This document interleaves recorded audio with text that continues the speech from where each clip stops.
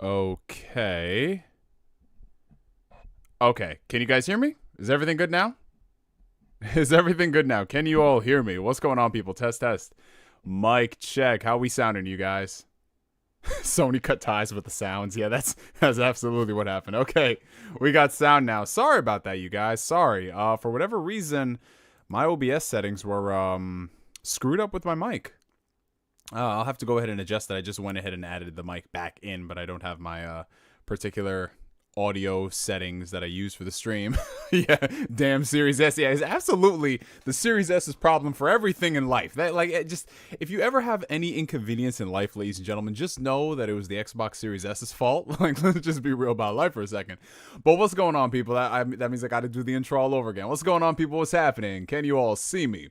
Most importantly, and I do stress this as the most important point, can you all hear me? Test, test, mic check. Ladies and gentlemen, what's going on? What's happening? How y'all doing? Alrighty, so it has been a while, but you know, while we let a couple people come in here to the stream, we got to start at the top of the shout-outs. So shout out to the homie Flame. He remembered his password. Oh, yeah, evidently I did, man. I remember a couple of things. I may have a couple of brain cells to my name, bro, but I make sure that those brain cells work overtime. You know what I'm saying? Oh, man, but what's going on, Flame? How you doing, my brother? We got Pooh Bear. We got Dylan Collins in the chat. Hey, I platinum Spider-Man 2 last night. Oh, that is awesome, bro. I actually just, I think I have like 4 or 5 trophies left until I go ahead and platinum the game. You guys know me. I'm not a big trophy hunter, but, you know, the Sony first-party games have gotten really easy as of late. So it's just one of those things where it's like, hey, let me just put in the extra couple hours and go ahead and platinum it. I've gotten the majority of the difficulty trophies out of the way. Well, there are no difficulty trophies for playing the game, but difficulty in the sense that the time-consuming ones. So I collected everything, all the collectibles. I think I just have to do... There's one trophy where I think I have to glide all the way from Astoria to, I think, Manhattan. That trophy. Then there's the trophy with Miles and something about some science trophy. And then there was something else I forgot, but yeah, it's only a handful of trophies left, so I should have that done within the next couple days. After I beat the main story in Spider-Man 2 and I did the majority of the other stuff, I just moved on to playing some other games in the backlog, which we are going to talk about later tonight. We got Don the Otaku in the chat. What's up, my brother? Let's fucking go. That's right, my guy. We got David Biglod in the chat. What's up, my brother? Oh, David, you opening up an Ask Neo stream with no talk about alcohol? That's not very gentleman of you, David Biglod. But knowing David, he's going to say, listen, I don't drink whiskey. It's vodka all day, every day. Flame says he needs to open with "This is Neo." I'm not a boomer yet. I may be 30 years old, but listen, we got some time. We got Hibachi in the chat. Walk around, Brendan. How you doing? We got Rhino54. What's up, Kingpin? How you doing? We got Jason in the chat. What's up, J-Fam? We got Pierre the Gamer, who's been a member for the past 30 months of the Spirit Detective tier. Thank you, my brother. A Zelda movie, though? Florence Pugh as Zelda, call it. Yes, sir. That's actually going to be one of the topics for tonight's stream, you guys, as you could tell from the title. Spoiler alert, Nintendo just announced a live-action Legend of Zelda movie. Yeah, it's happening, you guys. It's actually legitimately happening. And then we got J-Fam, who's been a member for the past 22 months of the Spirit Detective tier. Always so happy to see you, brother. Let's have a fun night. Yes, sir. What's up with all the eye emojis tonight? Do you guys know something that I don't know? Something is definitely happening. We got Joe, who's been a member for the past 22 months. Damn, look at these reoccurring memberships. I fucking love to see it. You guys are the best. Guys, think about it. Neo was streaming consistently for a while. Then Jim Ryan announces his retirement, and he went missing. Neo loved Jim so much. Listen, all I'm saying is that I've been thinking about Jim Ryan's retirement, you know, 25/8, 375 days a year. It's been rough, man. You see this bottle of Jack? This bottle of Jack was full beforehand, and now not so much. Like there's just reasons. There's reasons behind it, and I just, you know, sometimes you got to step away from YouTube because, you know, when the homies is going through it, I be going through it. And, you know, shout out to Jim Ryan, man. That was my dude. He brought so much entertainment to the gaming industry, and his loss is definitely going to be felt. Like, I'm going to have to retire that one image that I use. You guys know the image that I always use when I talk about Jim Ryan. And I just, you know, I haven't been able to cope. I haven't been able to cope with it. Oh man, we got Retro Lad in the chat. We got Kory Gryffindor. Damn, look who decides to show up again. Mayo Eater. Yes, absolutely. You cannot keep a good Mayo Eater down, my man, because when I get an appetite, I listen, man. My tongue, let me not. I'm a child of God here. But I just want to say, you know, taking the high ground in this approach. Happy belated birthday to the homie Kory Gryffindor. He just turned, you know, he just turned another year older. I don't know exactly how old he is. He might be 14 for all we know. But happy birthday, Kory Gryffindor. You know, many more to you, my brother. And yeah, keep being you. Keep being you, my guy. Damn, it is just so hard to not roast. So hard to not roast so early in the stream. But shout out to Kory Gryffindor. That's actually my dude. We got Long Live Kevin Samuels. Yes, sir. We got Valky in 24. We got Wee Man on Wheels. My boy been in hiding for weeks. Good to see you, brother. Yo, listen, I've been low-key. Like I said, my man Jim Ryan, I couldn't cope. I couldn't deal with it, man. I was taking shots every day just to feel alive. Speaking of which, we did not talk about Jim Ryan, so I guess we have to add Jim Ryan's retirement. I know I'm the last person in the world to speak publicly about it on YouTube, but Jim Ryan, we gotta speak on that boy. Shout out to my man Jimbo. We got JMac19. We got TV, the human AI god. What's up, Chris? We got who else is in here? Okay, yeah, this dude Neo does not know how to use technology. We got the homie X Point with the 20-pound super chat. It's been a real minute. Yes, sir, it has been. It's been a long time, my brother, and I appreciate the support. Thank you so much. How have you been, Exploit? Let me know. We got Gilbert. It was the Series S's fault. That's why his mic is down. Yes, absolutely. Like I said, nah, that's some dark humor. I was going to say something else, but I can't say that. But yes, the Series S is absolutely responsible for everything that is wrong in life. That damn Series S. We got DC Gaming. I sub to this channel, and this is the audio quality I get. Well, you know what? Maybe that could be a blessing in disguise, depending on what I got to say. Because you guys know how I get when, like I said, I couldn't cope. That's the tagline for the stream tonight. I couldn't cope. Who else is in here?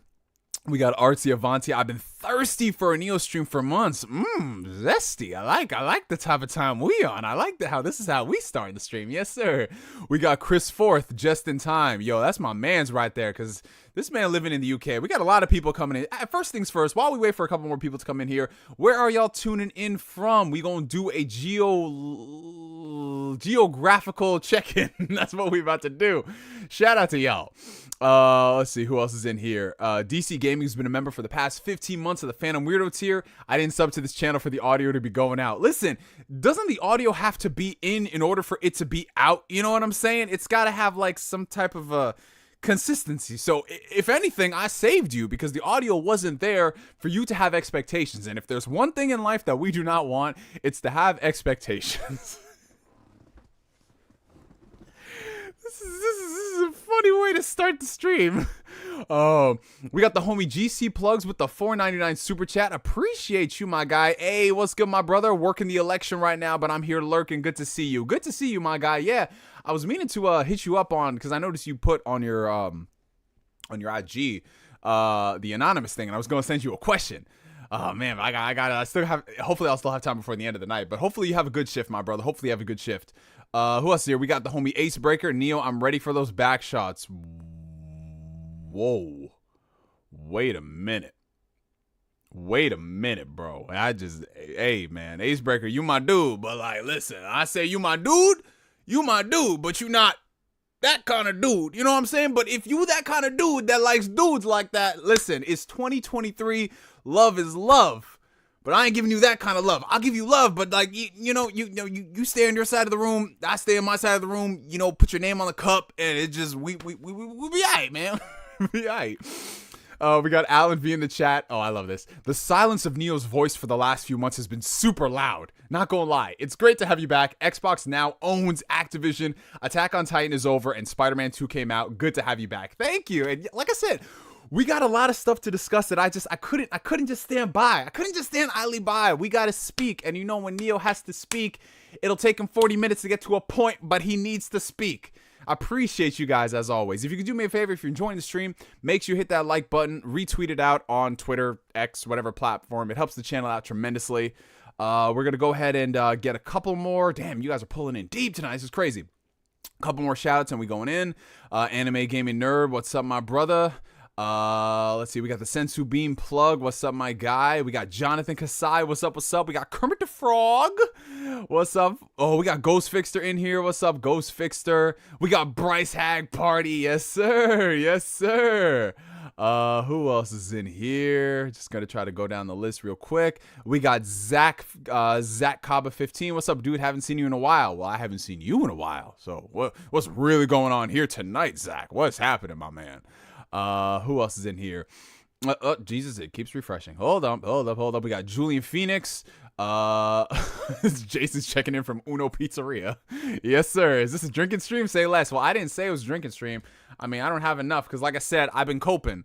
I got a little bit of vodka. David, don't say shit. I got a little bit of vodka over there. I mean, maybe we could to celebrate, but I don't know, man. We're gonna see.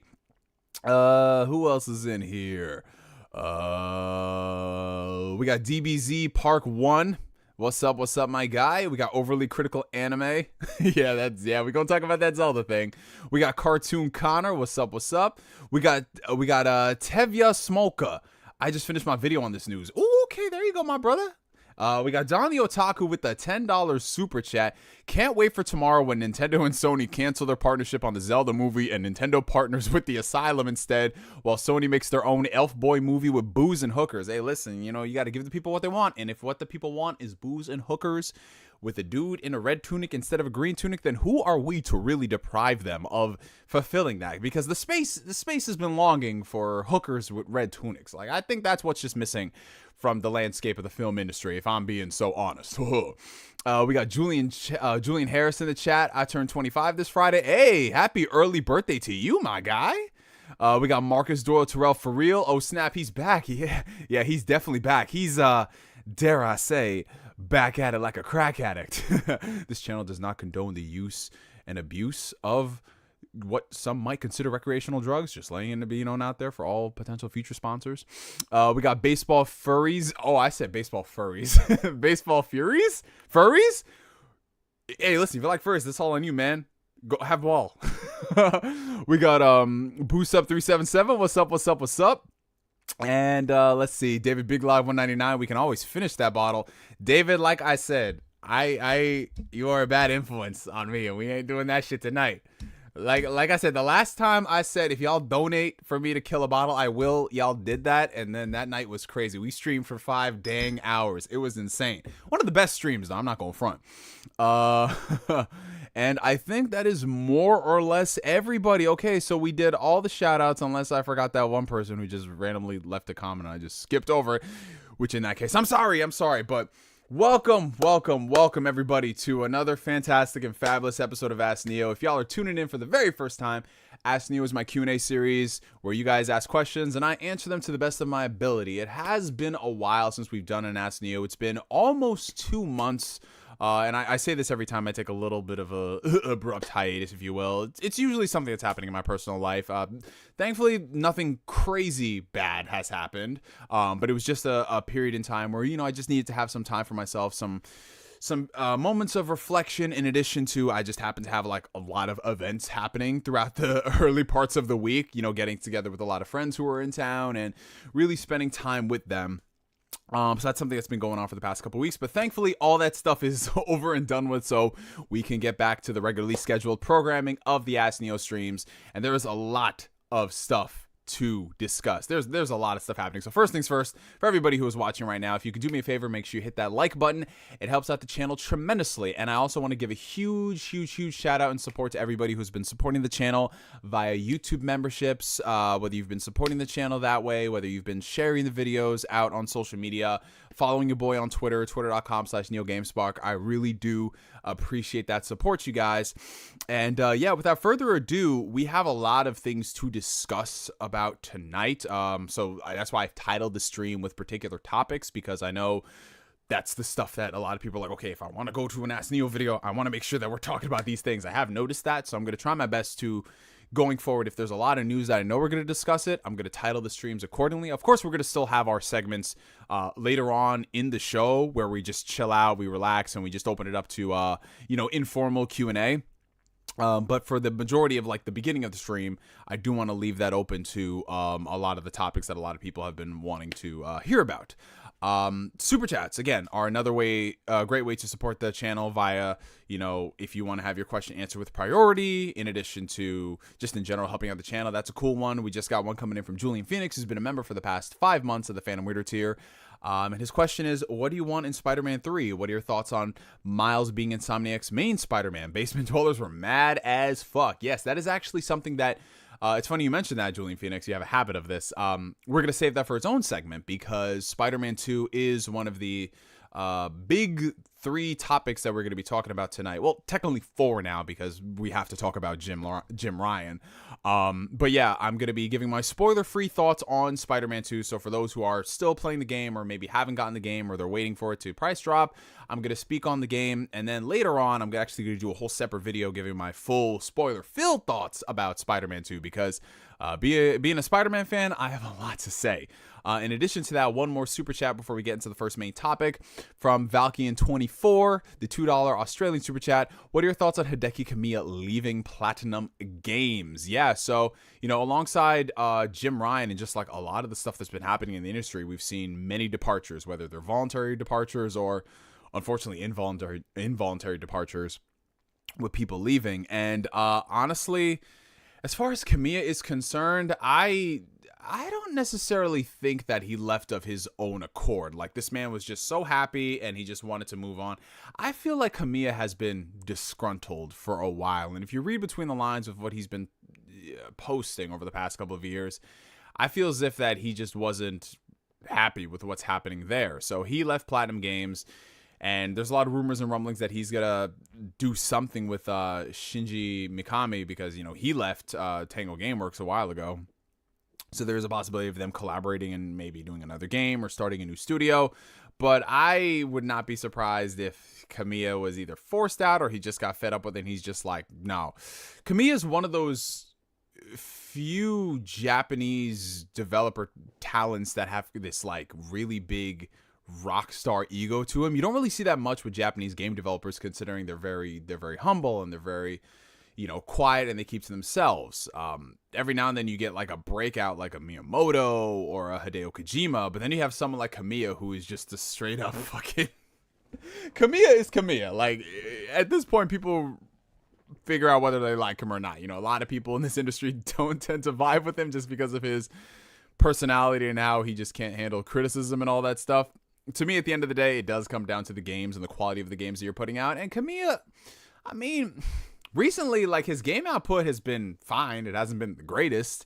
But I just when you just look at the type of person he is and what he talks about, and like, I feel there was something brewing at Platinum Games, especially with how long it took for Bayonetta 3 to get off the ground. I would not be surprised if there's something happening there. But yeah, I mean, it's definitely going to be a big blow to Platinum Games because that was one of their main heads. But I mean, we'll see what happens in the future. We'll see what happens, bro. But yeah, now that we've handled that, as far as like any of the incoming super chats, you guys, I'm definitely going to try to splice them in between particular topics that we're going to be discussing tonight. So if you guys have super chats that are coming in after we handle one big topic, we'll take a little bit of a break and then I'll get your guys' input on something and then I'll handle the super chats in the meantime. So without further ado, we might as well just get into the, you know what, first things first, we're going ahead and we're going to do a warm up news article, something that's not too crazy, something that's just like, it'll get us reacclimated to discussing the news cycle because it has been around 2 months or so. So let's see if your boy Neo has got it in him. So we're going to go ahead and tackle the first, I mean, this is not really news per se, but it's something that's been going on, the discourse within the gaming community. You know, there's always discourse in the gaming community, and it has to do with the, I mean, I say it's an upcoming release, but it's available now to purchase if you guys want to do early access. It has to do with Call of Duty Modern Warfare 3. Not to be confused with Call of Duty Modern Warfare 3 that came out in 2011. No, this is a completely different Call of Duty Modern Warfare 3 that is still coming from Activision, but it has no relation to the previous game. It's not a remake or remaster. It's just, yeah, if you follow Call of Duty in the past couple of years, you know they just don't want to get away from that Modern Warfare title. But, you know, in this whole reboot, relaunch of the Modern Warfare series, it's been received fairly well for most people. A lot of people have really enjoyed the past 2 entries. But then there was something that, something very strange that happened. As you know, Call of Duty has been an annual franchise for the better part of 20 years. I think that should not be a surprise for people.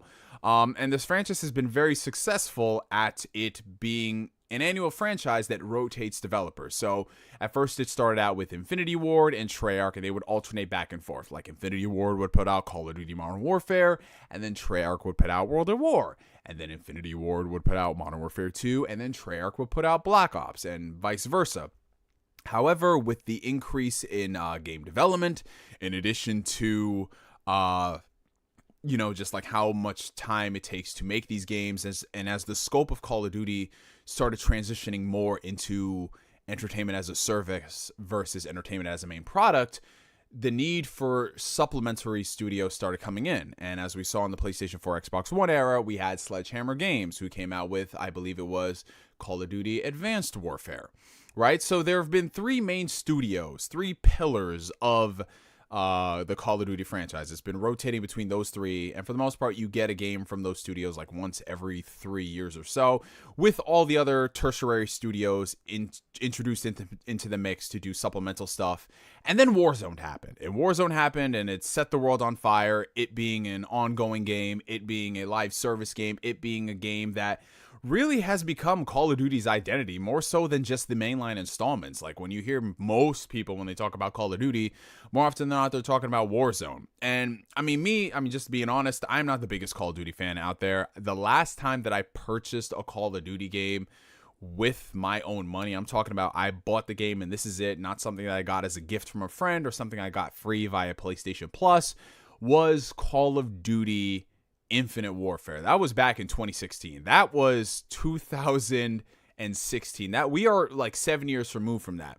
And ever since then, I just haven't really been big into Call of Duty. I mean, I've dabbled in various zombie modes when they came out. You know, the last new Call of Duty game I had access to was, well, there was 2 of them. It was Black Ops Cold War, which I got gifted for Christmas, and then CoD MW3, which I game share with my friend Joaquin. So, you know, like I'll play the Call of Duty games, I'll do the campaigns if it's something interesting, but more often than not, I would just play zombies. But when we start hearing rumors and rumblings that the next Call of Duty game coming out is going to be Modern Warfare 3, when Modern Warfare 2 just dropped, something about that is kind of fishy. Something about that is very strange.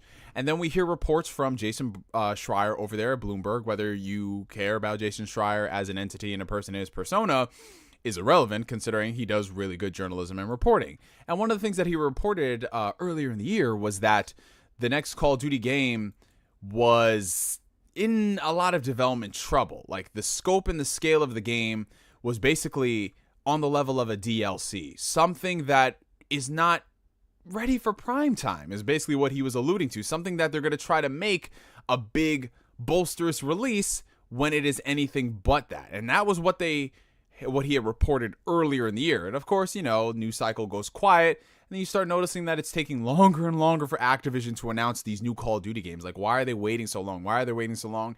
And then you see the reason why.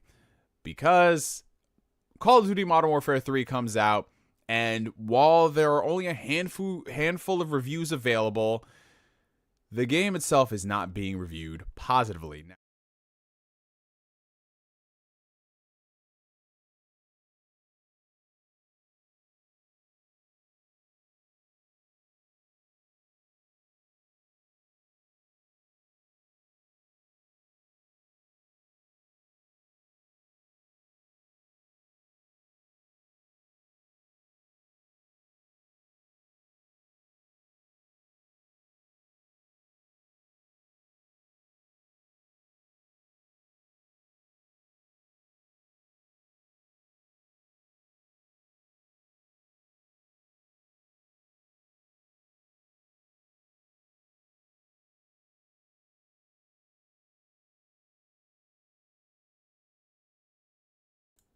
Sorry about that, friends. Technical difficulties here.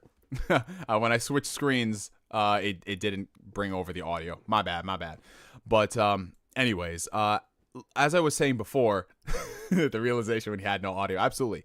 As I was saying before, there's always this disconnect that comes when it's in discussion of reviews, critical reviews from professional critics. A lot of people are under the guise that, oh, you can't trust critics because critics are biased, critics have an agenda, critics are paid off. This discussion has been going on since the dawn of time. So at this point, it's like people use reviews as an agenda. If a game gets a great review and they're happy with that score because it fuels their agenda, critics matter. But if a game it gets a bad score and it goes against their agenda, critics are biased. So you're never going to win this shit. So honestly, what I do is I just read the content of the review, I see where it's coming from, and then I act accordingly. But one thing that I've noticed about this game in particular is that I've seen a lot of people that I know personally, people I've had conversations with, friends of the channel, like for example, Mah Boy, as you guys know, Mr. Matty Plays, talk about this game and talk about it at length. And a lot of the same things that I'm seeing echoed in this IGN review, I'm seeing echoed in a lot of my personal friends. Now, this is not a video and not a discussion or a talking point to get you guys to care about this review score at all, because I don't care about Call of Duty. But the discourse surrounding it is something that I found fascinating because it pertains to the whole situation of Activision now being owned by Xbox. And I've seen a lot of discourse surrounding folks in the community who are saying that the reason as to why this game has gotten bad scores is due to Xbox. And you see it on both sides. You see a lot of the PlayStation camp saying that, oh, this is the Xbox stench and this is what happens when Xbox gets their hands on something. And then you see the Xbox dudes saying that these reviews aren't justified and they're scoring it like this because it's a first party game. And to both those sides, I want to say y'all is on the most designer bath salts that I have ever seen, because just like, I'm trying to be nice here, but I feel like I can't. I'm trying to come back with some positive energy, guys. But when I'm seeing some stuff from people saying that this game that had been in production, like we know this game was not in production long, like let's be real about life, but this game that had been in production for X amount of time before the acquisition had completed, now that it's been completed, a lot of people view it under a different lens. Like, the disconnect right there, that's when you know people are too far gone in the trenches, that they think that just because Xbox has now owned Activision for what, all of 6 hours in the grand scheme of things, that's the reason why this game is getting marked bad. Like, come on now, people. Like, are we seriously saying that? Are we seriously saying that that's the reason why it's getting marked bad? Or the reason why it's bad is because they know them? I'm just like, wow, y'all, come on now.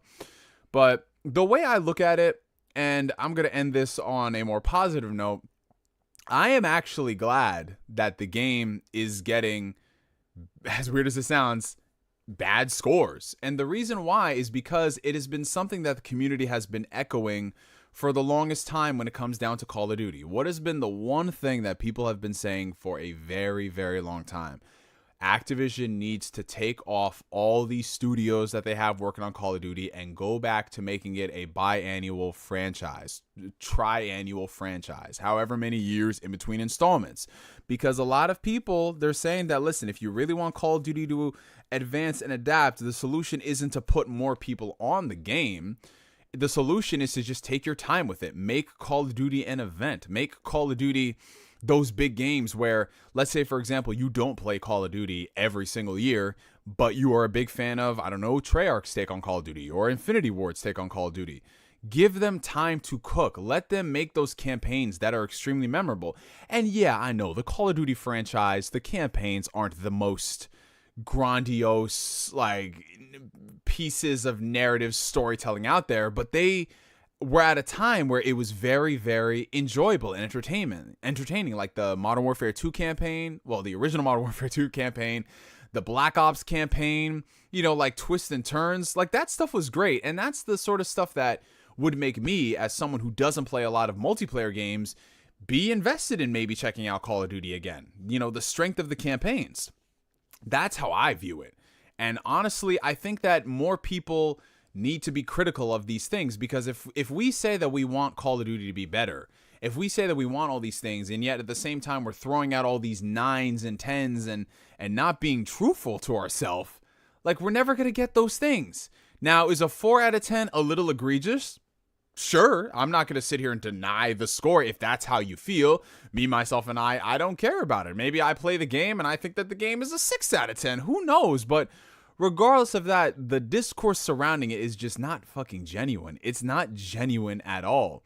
And you need to hold all these studios accountable for another reason that a lot of people have been complaining.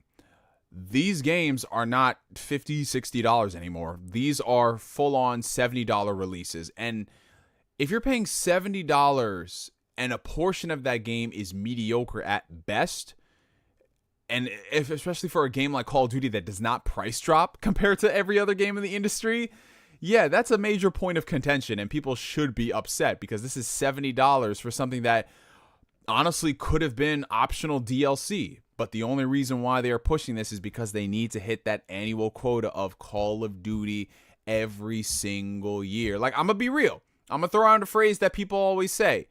This is some shit that should have been in Game Pass. Now, there's reasons why it wasn't in Game Pass, and I'm not saying that you should use Game Pass as a crutch for this kind of game, a 4 out of 10, but this is something that would be perfect for Game Pass. If you don't have enough time to put out a full-on new version of Call of Duty this year, and you only have time to make a great campaign, okay, make a great campaign, sell it for half the price, maybe $30, and then offer it up for people on Game Pass. You can buy it on PlayStation 5 for $30, or you can subscribe to Game Pass and play it for $20 a month or whatever. Like, stuff like that. That's the model I think they should adhere to if they don't have enough components to make a Call of Duty game every single year. So, in closing, in summary, fanboys being fanboys as per usual. And I don't know, man. I just I don't think that coddling these games that people admitting have not been the greatest in a very long time is the solution for things in the future going forward. But what do you guys think about the situation? What do you guys think about MW3? What do you guys think about all the scores it's been getting and just everything that's been going on? Let me know down below in the comments. And shout out to everybody who's been joining the stream as of late. Really appreciate you guys.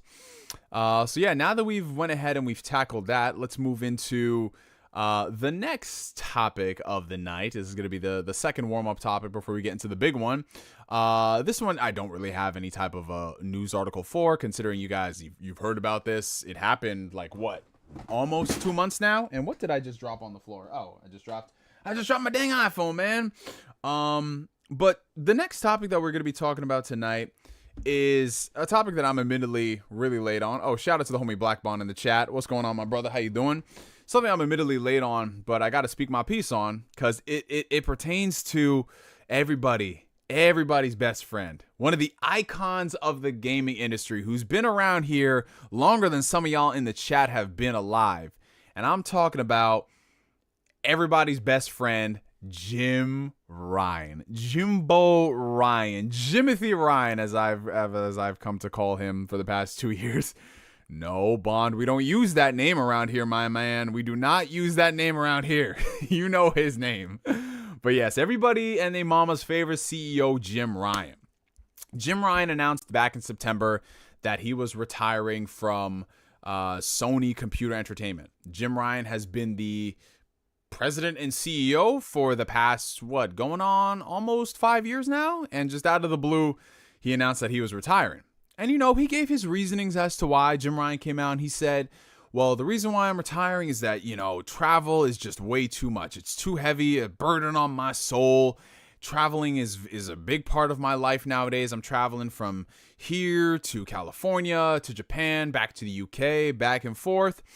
And yeah, that was like the main explanation that they gave. Sony wished him the best. They said that Jim Ryan is going to be, I believe he's going to be in office, but he's going to be in charge for a little while longer. They've already appointed somebody who's going to be his replacement while they search for a new CEO. And yeah, so looking at it at face value, looking at the reasoning as to why he retired, do you guys believe that travel was the sole reason why Jim Ryan retired. I'm going to be honest. I feel like that's a big reason why he retired, because looking at this man's schedule, traveling back and forth to different countries, different continents, multiple times a month, and that being your day-to-day routine post-COVID, guiding the company through COVID, the launch of a brand new console, everything surrounding that. And Jim Ryan is not a young fellow. I mean, just judging off of his looks, as you guys know, this Jim Ryan ain't 35 years old. You know what I'm saying? This man is an old man, right? So yeah, I will humor Jim Ryan that he's tired. He's done. He's been doing this. He's been involved in PlayStation for 30 years now, 3 decades. And who wouldn't want to go out on top? PlayStation 5 is selling better than, a lot of previous home consoles. The games are selling really well. Momentum is at an all-time high. I mean, who wouldn't want to go out on top? But do you believe that? Do you believe that that is the sole reason why Jim left? I'm going to be honest. If travel and the expenditures of COVID was about 50% of why Jim Ryan retired, I think the other 50% of why Jim Ryan retired was that he saw a lot of things trickling down the pipeline that were not panning out well. And what do I mean by that?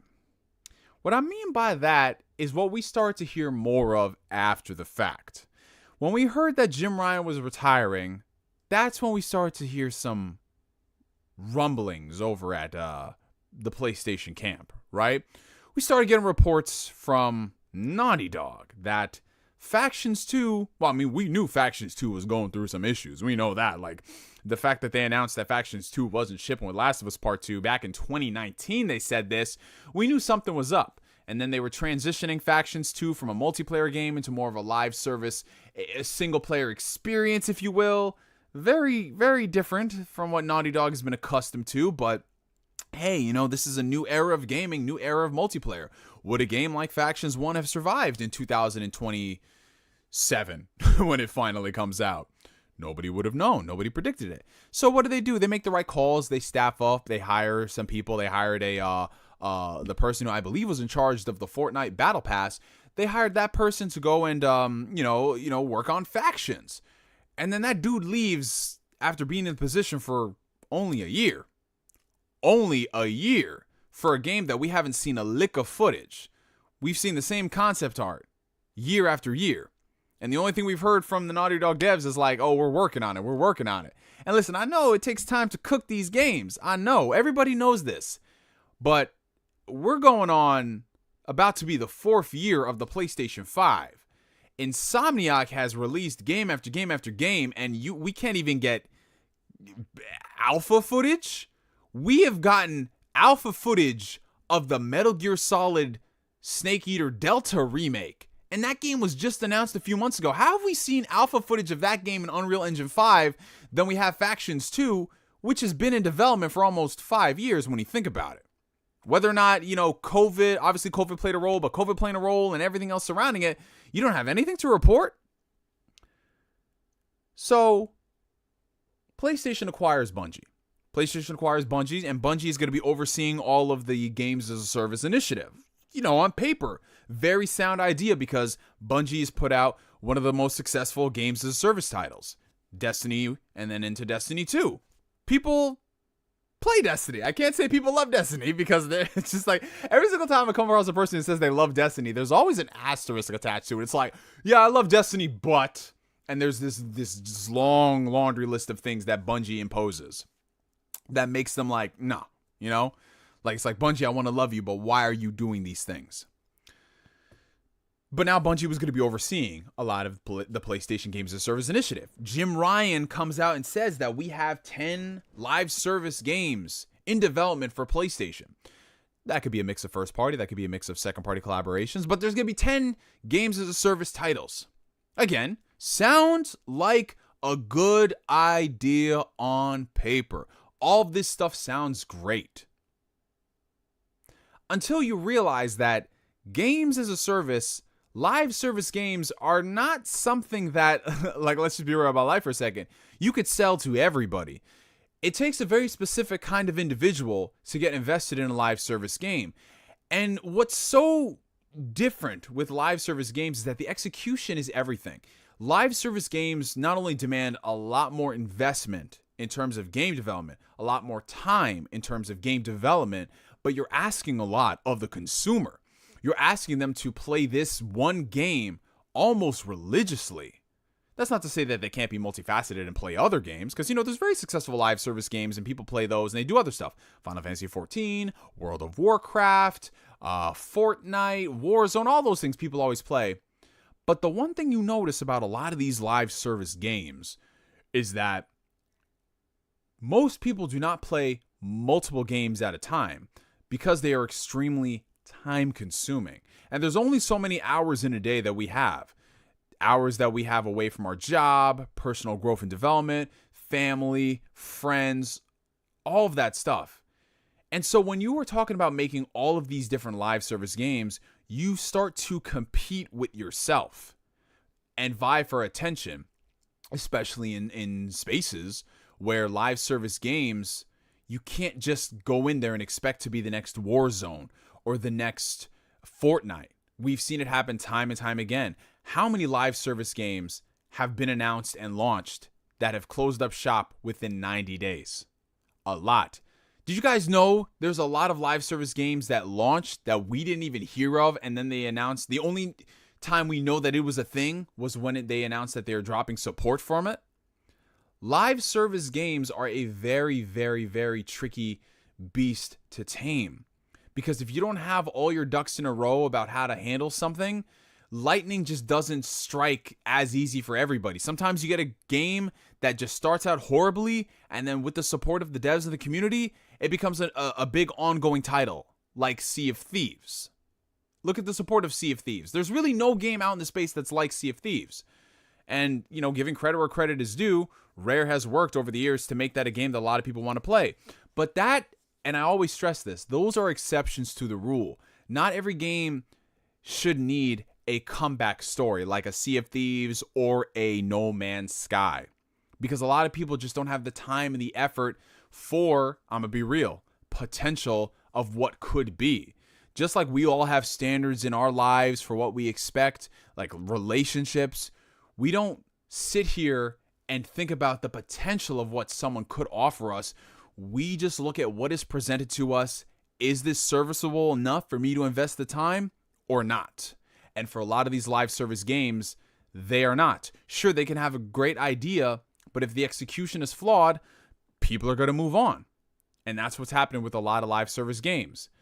And I personally believe that is something that Jim Ryan started to see in the space. That is something that he started to see with a lot of the games that they had in development. 10 live service games is a lot of stuff. 10 live service games is a lot of money to invest. And if you don't have the competent people working on it, you're basically pigeonholing yourself. It's a game that is destined to fail, and you have to write it off at the end of the day. That is a lot of money to invest. And it's a lot of stuff that PlayStation, again, looking at it on paper, they're looking that if they have 10 service games out, if even one of them gets to the level of Fortnite or close to it, that's all they need.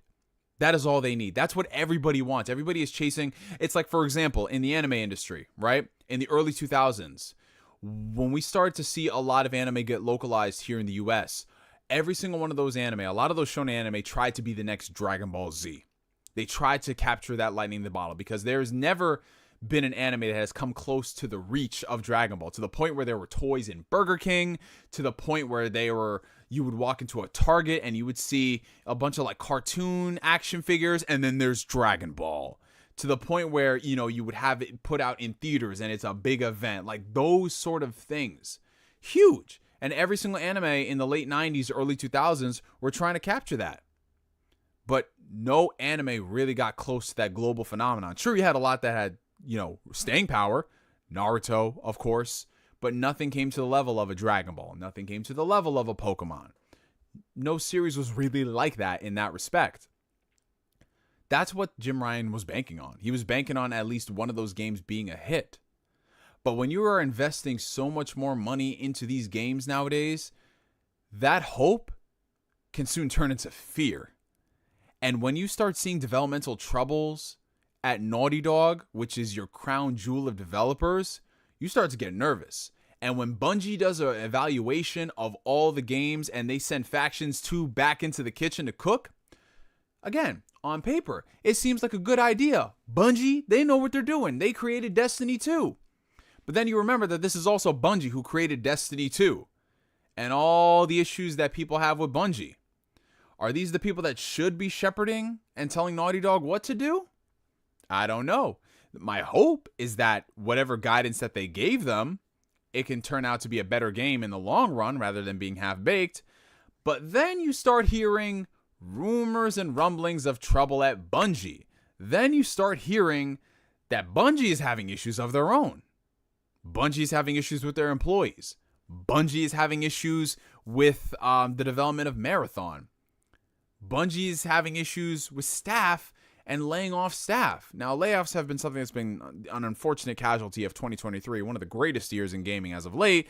We're seeing an excess amount of layoffs. The people that create these games and give us these stories and great gameplay and experiences, and they're expendable to all of these companies, which I find is crazy. Like, how do you get rid of the composer of anyways, Bungie? But those sort of moves.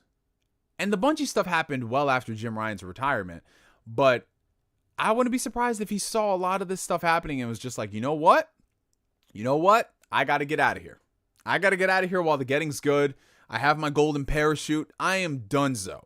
Now, there are some people, there's a contingency of people out there who believe that Jim Ryan was forced out by people.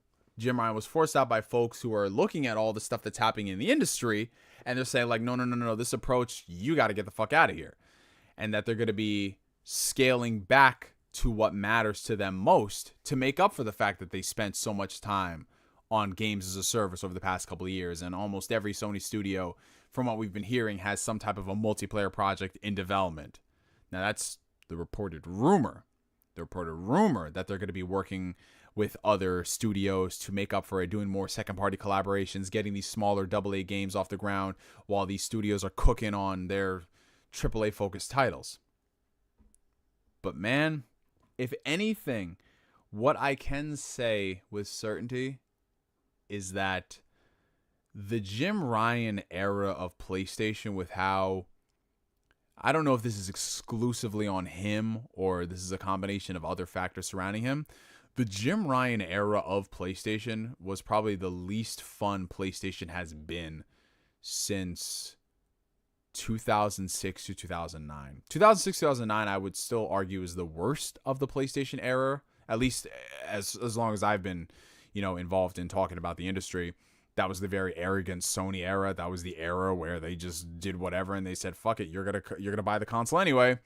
From 2009 to 2019 was definitely the most fun PlayStation era we've had, with the personalities, Jack Tretton, Shawn Layden, Andrew House, Gio Corsi. Like, they made it fun to be a fan of PlayStation. And I understand at the end of the day, because there's going to be someone who comes in here and says, well, it's all about the games. We could give two shits about personalities. We can give two shits about all these things.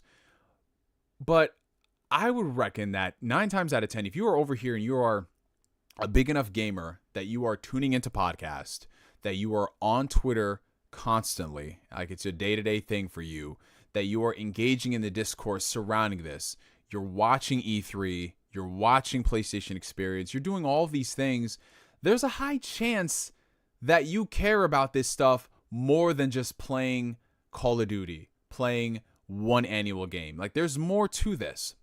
And that was the best part about those personalities. That was the best part of Shawn Layden and Gio Corsi and Andrew House and Shuhei Yoshida. They felt tangible. They felt real. When you would see Gio Corsi get on stage and talk about building the list, the community support for games coming to Vita, localized games, all of those things, like it was exciting. And I witnessed that firsthand when I went to PlayStation Experience 2017. This was the last PSX, where you would just go there and you could interact with all of their executives. You could interact with the developers. You could talk to them. Like, I'll never forget, I was at PSX 2017 and I randomly bumped into Shuhei Yoshida, Andrew House, all of those guys, and we all took photos and we had conversations, and they took time and they were genuine about the stuff. Like, that level of connection was cool. It made it fun to be a PlayStation gamer. Like, PlayStation Experience, they put on that show just because they wanted to.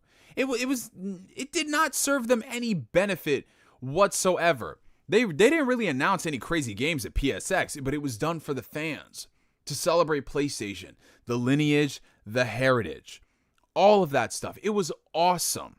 It was great.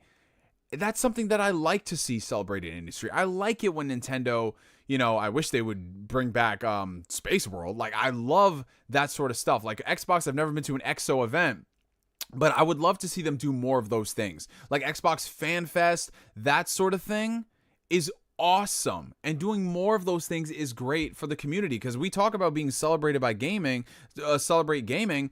Like, that's a perfect way for doing that. It's great, man. It's great. And to be fair, a lot of the initiatives that Jim Ryan had, been in charge of was stuff that was spearheaded by previous regimes, right? So a lot of people were saying that, Jim Ryan is exclusively responsible for games coming to PC.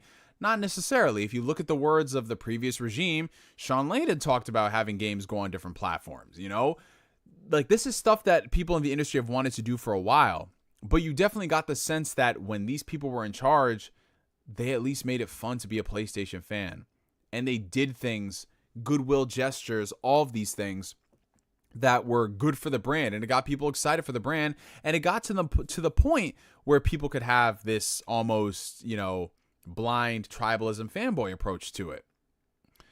So if there's one thing I do want to see, is I want to see more of PlayStation embracing its heritage and its legacy.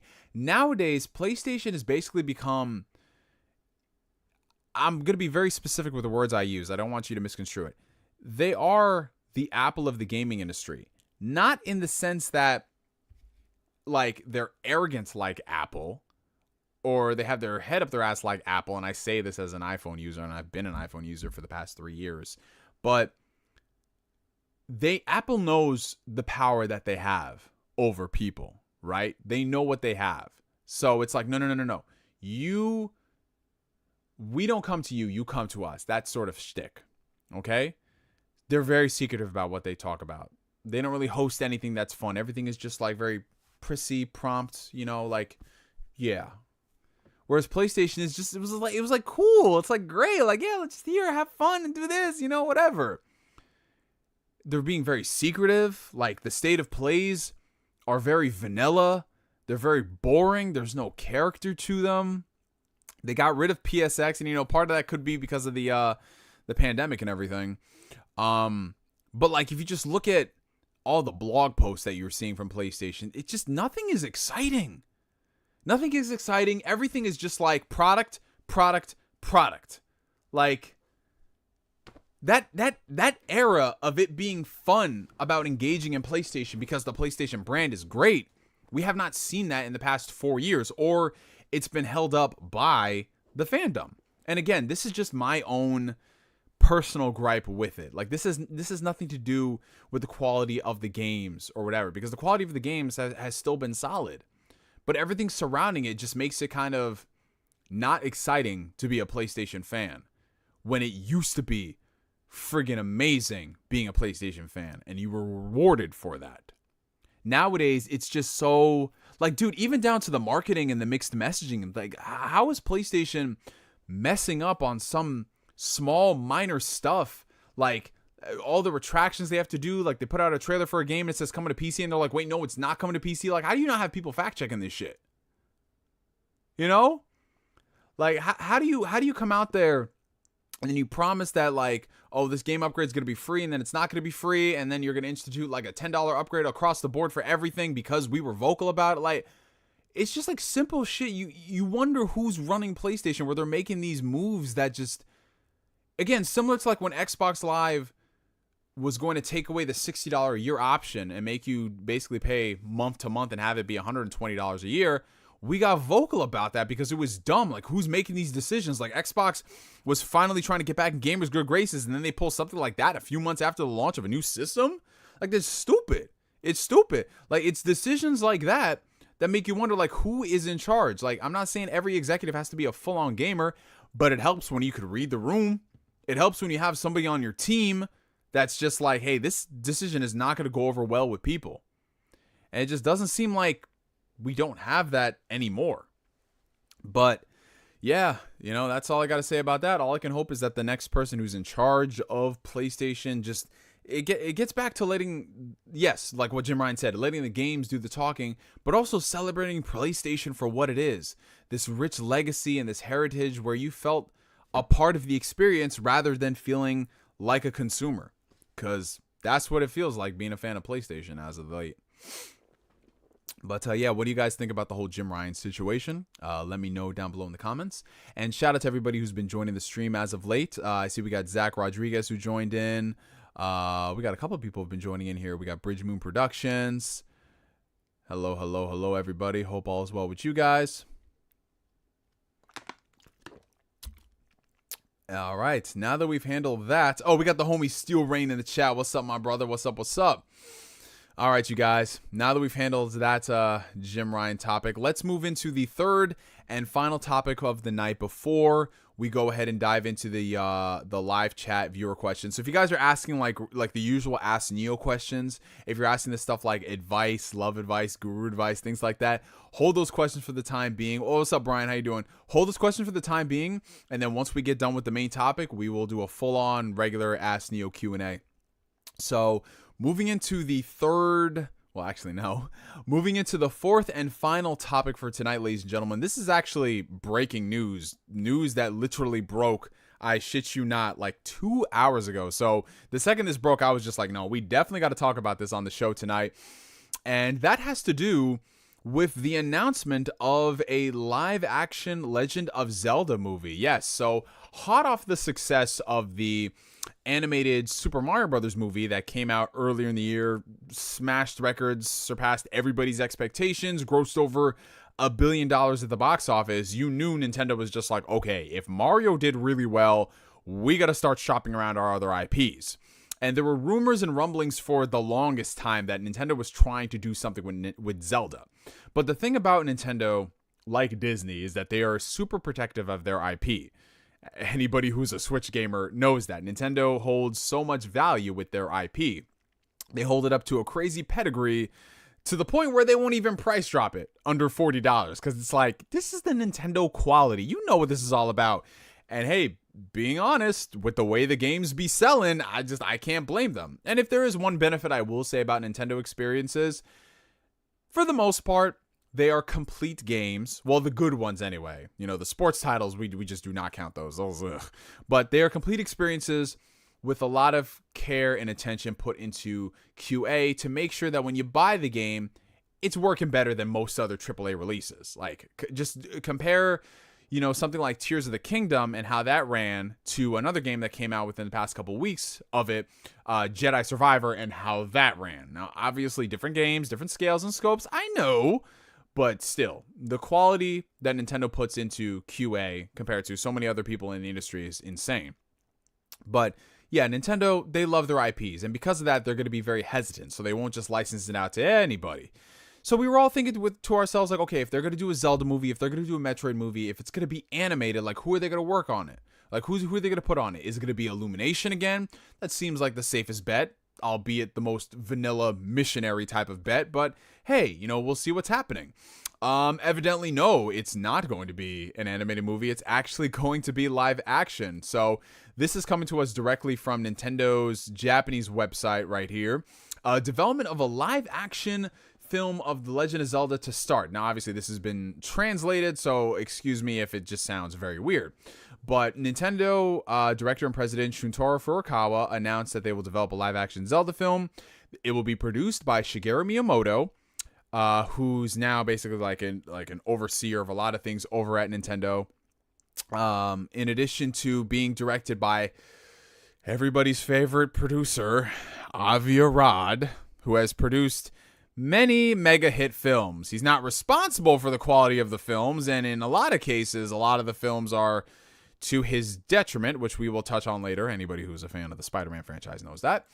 But it'll be a co-production with Nintendo and Rod Productions. They already announced the director, Wes Ball, who worked on the Maze Runner movies. In addition to, he's the director for the upcoming Kingdom of the Planet of the Apes movie, which actually just dropped a trailer recently.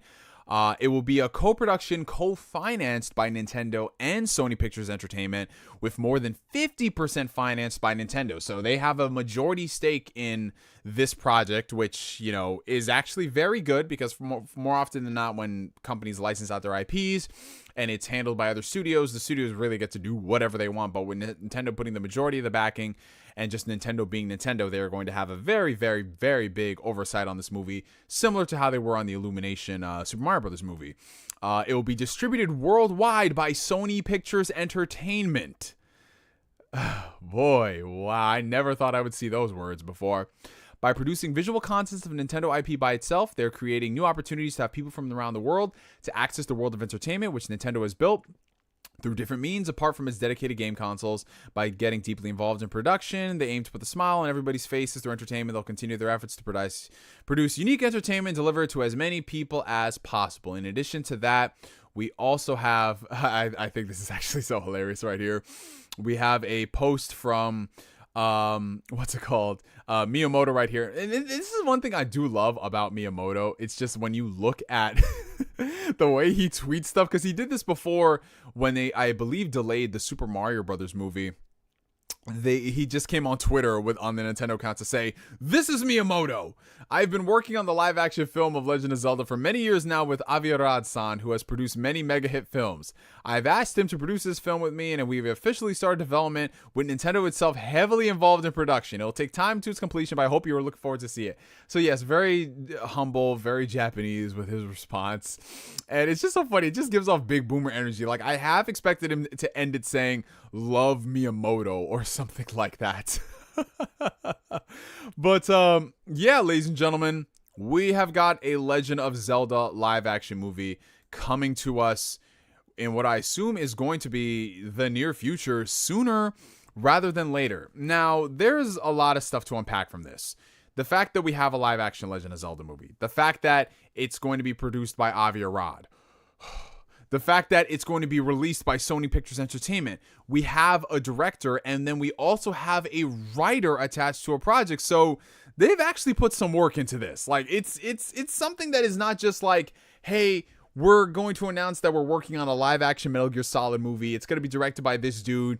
And it's been about 6-7 years and we haven't heard any updates on it. You know what I'm saying? Like, how many times have we heard that they were working on a live action Akira movie? How many times have we heard that they're working on a live action Gundam movie? Like, they always announce these things and then they just never amount to anything. You know what I'm saying? But yeah, to have all of this stuff means that Nintendo is taking this very seriously. And this has been the next big move for Nintendo as a company. And if you've been paying attention to how Nintendo's been moving in the past couple of years, this is the next logical step. They are trying to become the next Disney, because there's no other company out there that has the type of brand recognition, the brand loyalty, and the respect that Nintendo garners. Like, just looking at the success of the Nintendo Switch, looking at the sales of Switch games, they just announced that they have sold over 1 billion units of Nintendo Switch software. Zelda Tears of the Kingdom is about to cross 20 million units, and that game hasn't even been on the market for, like, what? It's about to hit like 6 months? Absolutely insane. The power of Nintendo is crazy. They make a lot of money on their games, and they make it by investing relatively little by comparison to what Sony and Microsoft invest in their titles. So they're doing very good for themselves, especially as a company that survives solely on video games. Like, obviously Sony has different avenues, but their gaming division is their biggest. Microsoft, Xbox is like, what, 4th, 5th place to them, so that's negligible. But Nintendo, they live or die based off their experiences. But if there's one thing that you learn living in a capitalistic society, is that enough is never enough, and you want to transition into the next thing.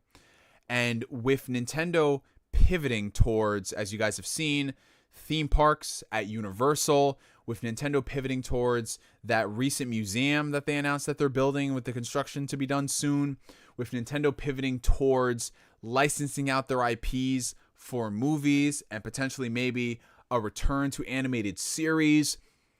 This is their next step. And honestly, I can't blame them for that, because truly, if there ever was a company that should make that transition, it should be Nintendo. Like, it's going to be an easy slam dunk for them.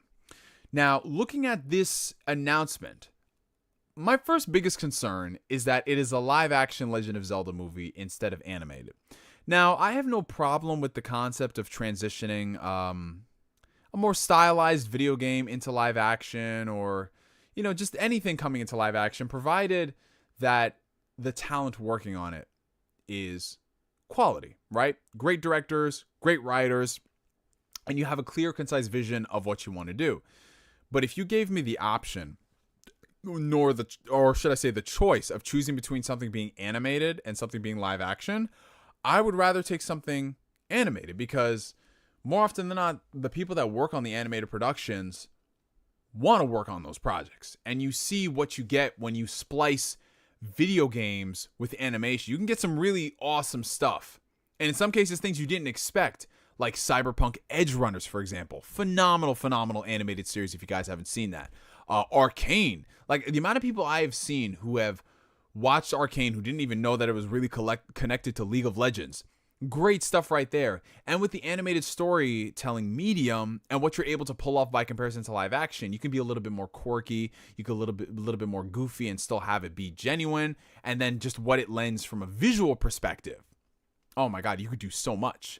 Now, that's not to say that you can't pull off some really good things in live action, but the track record of live action adaptations of like anime and video games, we're still not at the percentage that we need to be. When we start getting to the point where we have blind confidence in stuff, yes, we can revisit this discussion. But more often than not, live action video game productions are just, they ain't it, chief. They ain't it. Like, at best, they're mediocre. And that's like, if the best thing we can say is that, cool.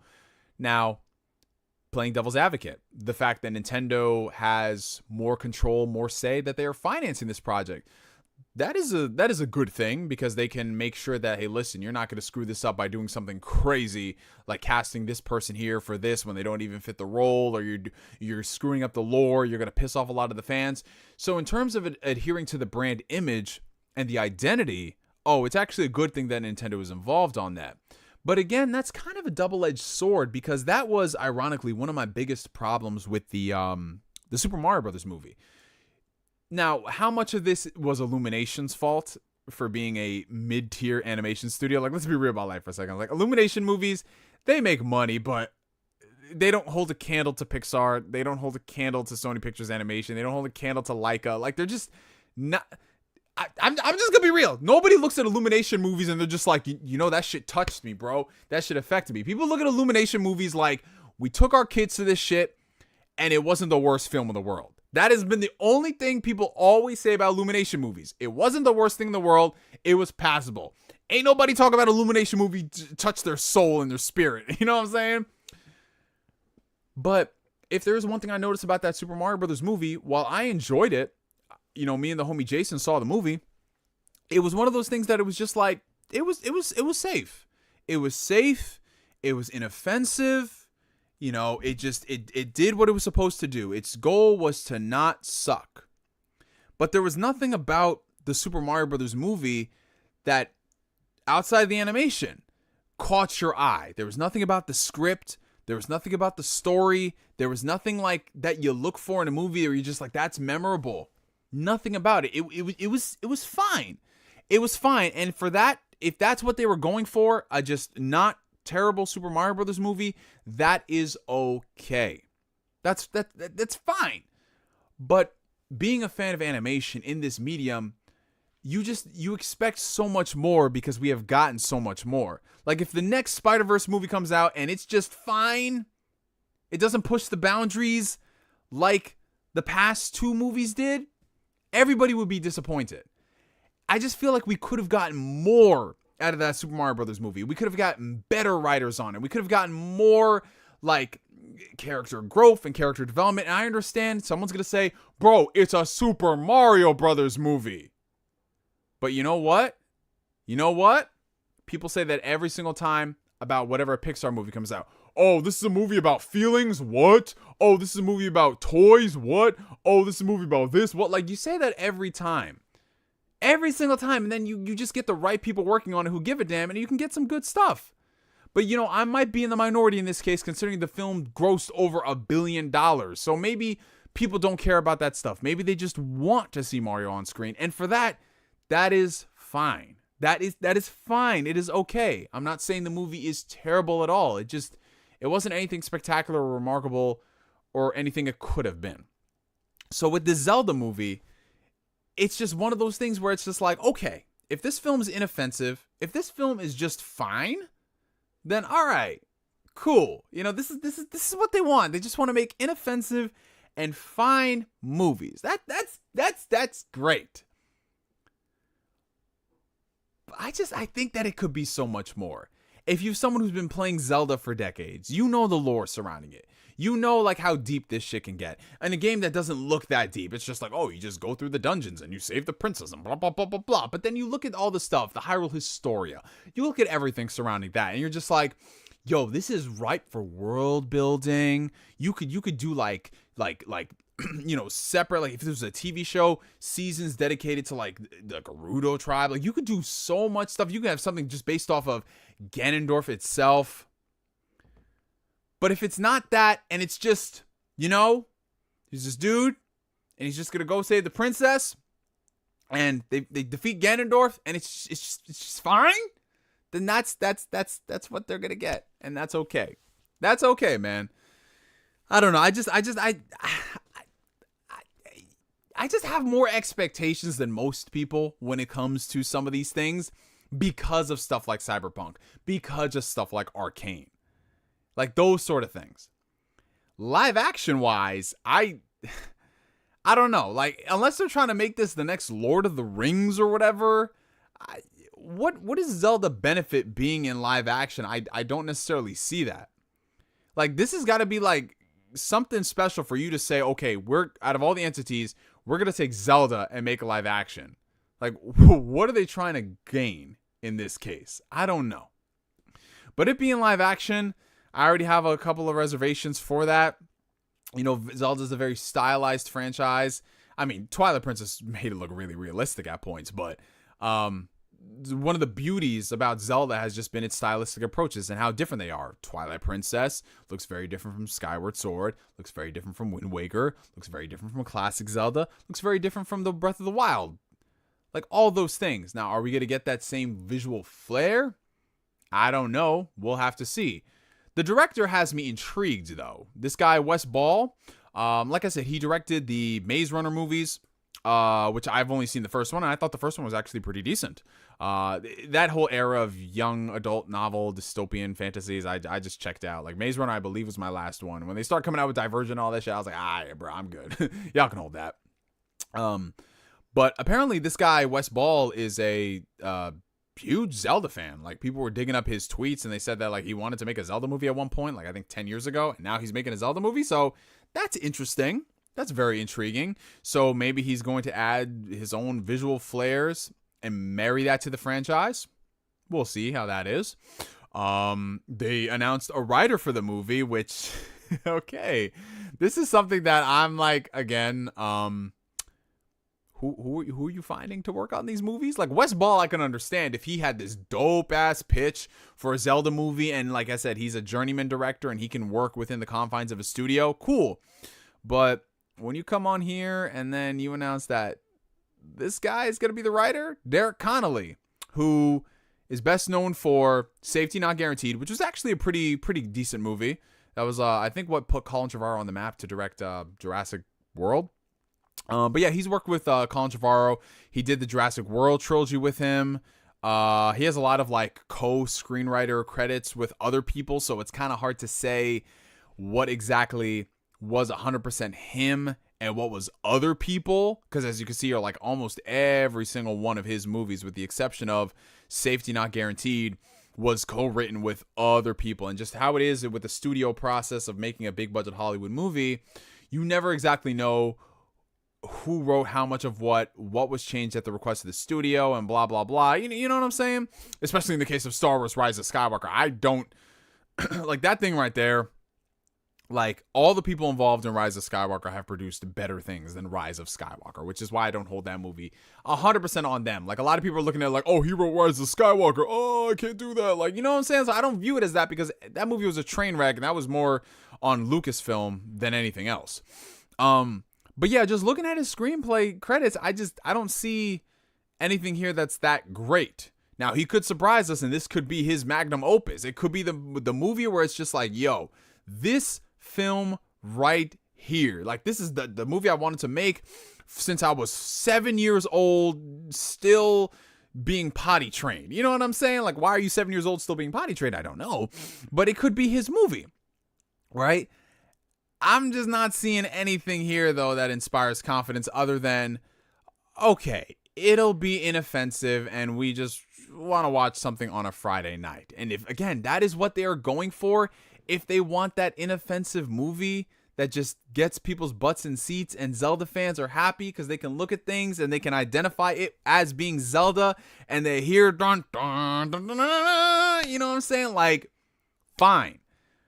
If you can work within the confines of an overbearing Nintendo and telling you what you can or can't do, fine. That is great. But I don't know. I'm not holding out any hope for this. I am willing to be surprised, which is why I will wait to see a trailer. I will wait to see concept art, casting, all that stuff before I write this movie off, because I genuinely want a lot of these adaptations to win, because when a lot of these things win, not only do we get great products, whether they're movies or animation, but it also trickles back to the game industry as well, and it puts more eyes on those games, and it gets people marginally more invested than they would be the day before. So yeah, there's a chance that it could be good. And if this movie is a success, it could lead towards other companies taking more chances on it. Now, the person producing it, though, honest to God, I feel like the only reason Nintendo went with Avi Arad is because on paper, he comes off as a very successful producer. Because looking at Avi Arad and looking at the stuff that he has produced, right, on paper, this man has produced a lot of successful movies. He's produced... He's produced, out of all of these movies right here, the only bona fide, truly successful, with no type of crazy interference, no type of issues, that he was like solo dolo on as a producer, was Spider-Man 2. But we all know the reason Spider-Man 2 was good, and it had nothing to do with Avi Arad. It had everything to do with Sam Raimi. We know the reasons why Iron Man was good. It had nothing to do with Avi Arad. We know the reasons why Spider-Man Across the Spider-Verse was good. It had nothing to do with Avi Arad. So I'm not saying this to completely discredit the man, even though I am, because when you leave Avi Arad and his crew of people to their own devices, Sony Pictures, you get stuff like The Amazing Spider-Man and the Venom movies. But Neo, don't you like The Amazing Spider-Man? Absolutely. I really enjoy The Amazing Spider-Man. I think it's underrated. I think it's overhated. I think Andrew Garfield's the best Spider-Man we've ever had to this day. But you cannot sit here and deny that Avi Arad and all the people at Sony Pictures didn't botch everything by trying to do a shared cinematic universe in the second installment, trying to put 3-4 different movies into one. Again, a movie that I enjoyed watching, and a movie that, you know, to this day is still the most beautiful Spider-Man film. But you cannot deny that from a storytelling narrative perspective, they had major corporate interference. And looking at the quality of the Venomverse, Venom, Venom 2, Morbius, like, it's just one of those things that's just pushed by committee, and we're doing it because we have the IP, not because we love it. It's because we want to make money, and the unfortunate reality is because they have the IP and people want to see it, they make money. And again, who am I to... If this is what the people want, this is what the people want, that's fine. Because every now and then we get thrown a ball like Spider-Man Into the Spider-Verse where the quality of people working on it genuinely love it and they want to make these movies and they end up really good. But I stress this fact. It has nothing to do with Avi Arad. Nothing at all to do with Avi Arad. It really doesn't. It's the quality of the talent of these people. He's not this Kevin Feige that a lot of people say he is. Like, oh yeah, but this guy, he just produced all these movies like Kevin Feige. It's like, no, Kevin Feige was out there, even though there's some shit with the MCU in the recent years. Kevin Feige is out there on the day-to-day doing the diligence. This man, Avi Arad, no. Like, look at the bulk of his movies that he's produced. Like, come on now. Like, let's just be real about life for a second. But to Nintendo, he's a big enough name in the producing space, and he also produced Uncharted. He produced Uncharted, a game that was based off of a video game, which I think this movie is a fucking piece of shit. I think this movie is terrible. It goes against everything that is Uncharted. This is not Nathan Drake. That is Tom Holland. This is not Sully. That is Mark Wahlberg. Uncharted should have been a layup, and then you just get this movie. But you know what? I am in the minority here because it made money. People liked it. Again, I always stress that part because even though I might hate something, if people like it and they fucking with it and they support it, it's a success. And that is why Nintendo and these people look at folks like Avi Arad because they produce this movie. You know? It is what it is. So, yeah. Legend of Zelda live action movie coming from Nintendo, Sony Pictures. I mean, that in and of itself is actually insane to think about. The fact that Nintendo and Sony are working together. Like, yes, they are different arms and different entities. But it is just so funny. It's like, yeah, this Nintendo movie is being released by Sony. Like, every single time you see a Zelda trailer, it'll say Nintendo and then it'll say Sony Pictures. It's not going to say PlayStation. It'll say Sony Pictures, but it's so hilarious. We don't have anything as far as like release dates or anything. But expect to see this movie, bar anything crazy happening, hitting theaters in the next couple of years, you guys. It's insane. We're going to start seeing castings for these people. We're going to see a Legend of Zelda movie where Link speaks and he has spoken dialogue. What is that going to look like? What is his personality going to be like? Either way, I'm interested to see how this unfolds.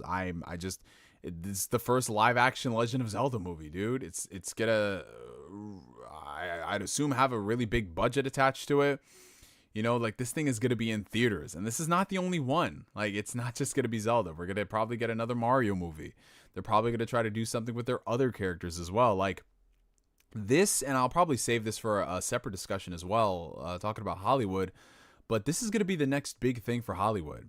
Hollywood is pretty much over and done with the superhero craze. Like that was, Marvel dominated that space for the past 15 years, but as we've seen right now, they're not getting the returns on the investment as they did pre-COVID, because people, obviously for financial reasons, but just in terms of quality, folks, they don't support the movies the same way as they used to. They want something different. They're looking for something different. And video games, even though they have been in the Hollywood space for a long time, they've never been tapped into to the point where we start seeing the bigger releases. Like we see The Last of Us on HBO and what that did. The Super Mario Brothers movie and what that did.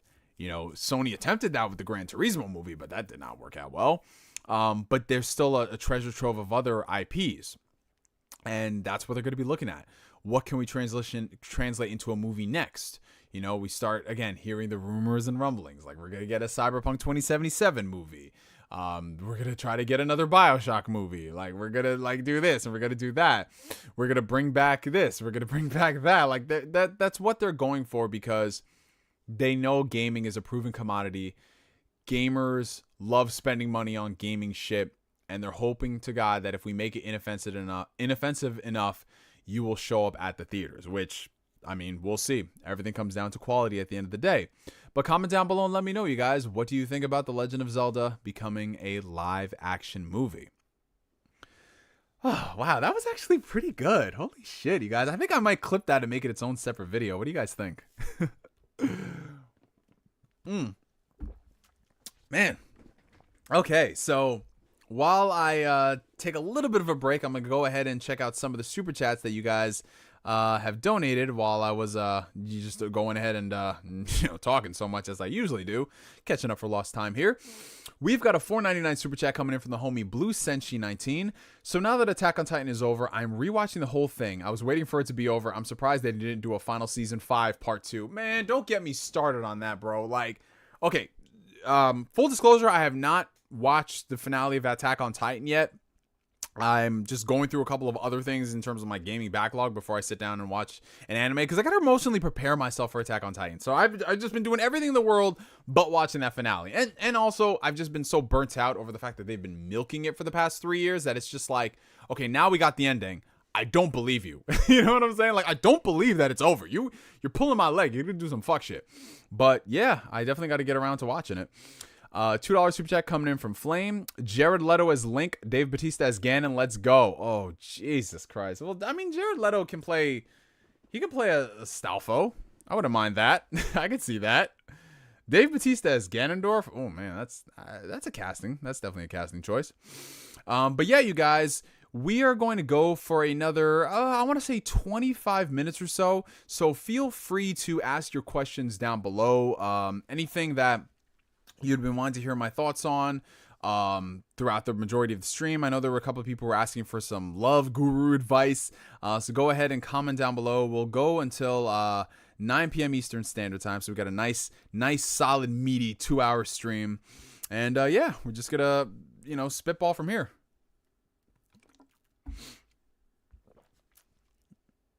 Oh, man. The second, I have to stop doing this to myself. The second that I point out that I've been talking so much, that is exactly when I'm just like, oof, I start feeling the wave of fatigue. Let's see. Let's get a live action Pikmin movie directed by Ridley Scott. Hey, you spitting right there, man. It's just like, who directed Happy Feet? Who directed Happy Feet? That was wasn't Happy Feet directed by what's his name? The guy who did Mad Max. He directed Happy Feet, right? That was just like the biggest paradigm shift. I was like, wait, what? Have you played Hellboy Web of... No, I have not. I heard it was terrible, though. Daniel Day-Lewis as Joker thoughts. I know if he ever did play Joker, if we needed a 15th Joker, he would absolutely crush it. Because that man crushes every single role he's in. He doesn't act often, but when he does, that man kills it. But he's retired now, I believe, right?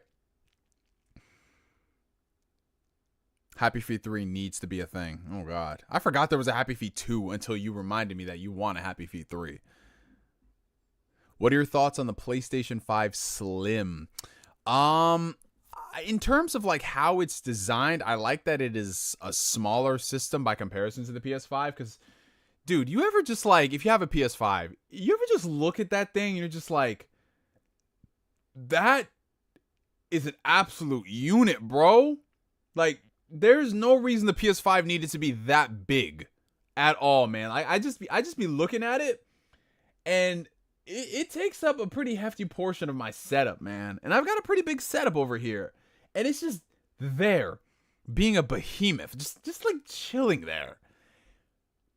Ew, it's crazy. So I like that this new one is a smaller form factor, but at the same time, it kind of looks cheaper. Like, I know that the whole point of the slimmer systems is to, make it cheaper to manufacture, and it's usually not the most aesthetic quality, but man, it just looks really, really cheap. Like it just looks like a toy by comparison to the PS5, which looks like straight up alien technology, So I will say, like, I thought I was going to get a slim model down the road, but man, I'm just going to rock it with the OG, because the OG it has a nice premium look to it, albeit a gargantuan premium look, Zack Rodriguez has been a member for the past 23 months. Chris, how do you feel about Xbox Game Pass? I love it, and it lets me play games I otherwise would never buy. Do you think it's good for gaming overall? I do. Oh, shout out to all y'all. Bless it with the super chats. Appreciate you guys. Thank you. Yeah, so Xbox Game Pass, I love it. I've been subbed to Game Pass since I've had my Xbox One X, and that's like 3.5 years now. So I've been back since I've been back at Xbox, I've been subbed to Game Pass, and I think Game Pass is awesome. I think Game Pass is definitely going to get a lot better in the years to come, considering the acquisitions of Bethesda and the acquisition of Activision and just all the studios who've been cooking games. Game Pass is going to become a crazy value proposition. I do think that in the past year, Game Pass hasn't been its strongest, and that's what's been a detriment to its growth and why it hasn't been reaching the numbers it's supposed to. Because when you don't have content there, you can't grow the service. But now that they have the content that is coming, we're going to see a lot of good stuff. And again, it's one of those situations where, like, for example, Game Pass, the Dead Space remake. I knew I wanted to get the Dead Space remake, but just looking at the games that I had coming out, Dead Space had to take a back seat. It's a part of EA Play, or is it EA Access? Whatever it's called. And that's a part of Game Pass Ultimate. So I'm playing the Dead Space remake now included in my subscription. Like, that is fucking awesome. That was a $70 game. It's great. That is amazing. And then when you have the other stuff that's going to be coming out, the big AAA titles, that is insane. Like, there's just so much to love about Game Pass right now that it's finally going to be hitting on all cylinders. Like, outside of Hi-Fi Rush, there really wasn't a lot of good stuff to play on Game Pass this year. There was some solid stuff, but not to the point where I couldn't just buy those games a la carte and be content. But once Starfield hit, and then we start seeing some of the other announcements come out, Game Pass has been killing it, dude. Like, insane value. Like, Starfield, we have the Dead Space remake. The new Like a Dragon Gaiden game is coming to Game Pass. That's out in a few days. We have Persona 3 Reload, Persona 5 Tactica coming to Game Pass. Like, there's so much stuff coming to Game Pass, man. It's insanely good. It's great. But, you know, you point out the negative flaws attached to the Game Pass, and people are just like, oh, how dare you say that, blah, blah, blah. It's like, if a service isn't serving me and the games don't interest me, then there isn't any value for me. You know what I'm saying? And so that's why, to me personally, outside of Hi-Fi Rush this year, before Starfield, there wasn't really anything on Game Pass. And remember, Starfield came out in September. Hi-Fi Rush in the beginning of the year. Like, that's a good chunk of time where I just felt like I wasn't getting my value out of Game Pass. And the games that they were putting in the service just didn't justify it in that respect. Now, they're getting a lot of games that I'm interested in. But for some people out there, they might not be interested in a Like a Dragon Gaiden. Or it's just one of those games that they just rather buy it and not be subscribed to Game Pass. So it comes down to that person's personal preference at the end of the day and for the games that they want to play. But I'm seeing a lot of the stuff that I want to see on the service, which is good. Neo gets Game Pass for free. That's why he's been a shill. No. Negative, bro. We out here supporting it like everybody else. What about PS Plus? Yeah, PS Plus hasn't been putting out great stuff either. So what? Like, I love how there's always this gotcha thing like, oh, you're a pony because you don't do blah, blah, blah. And I'm like, nah, PS Plus been trash. What now?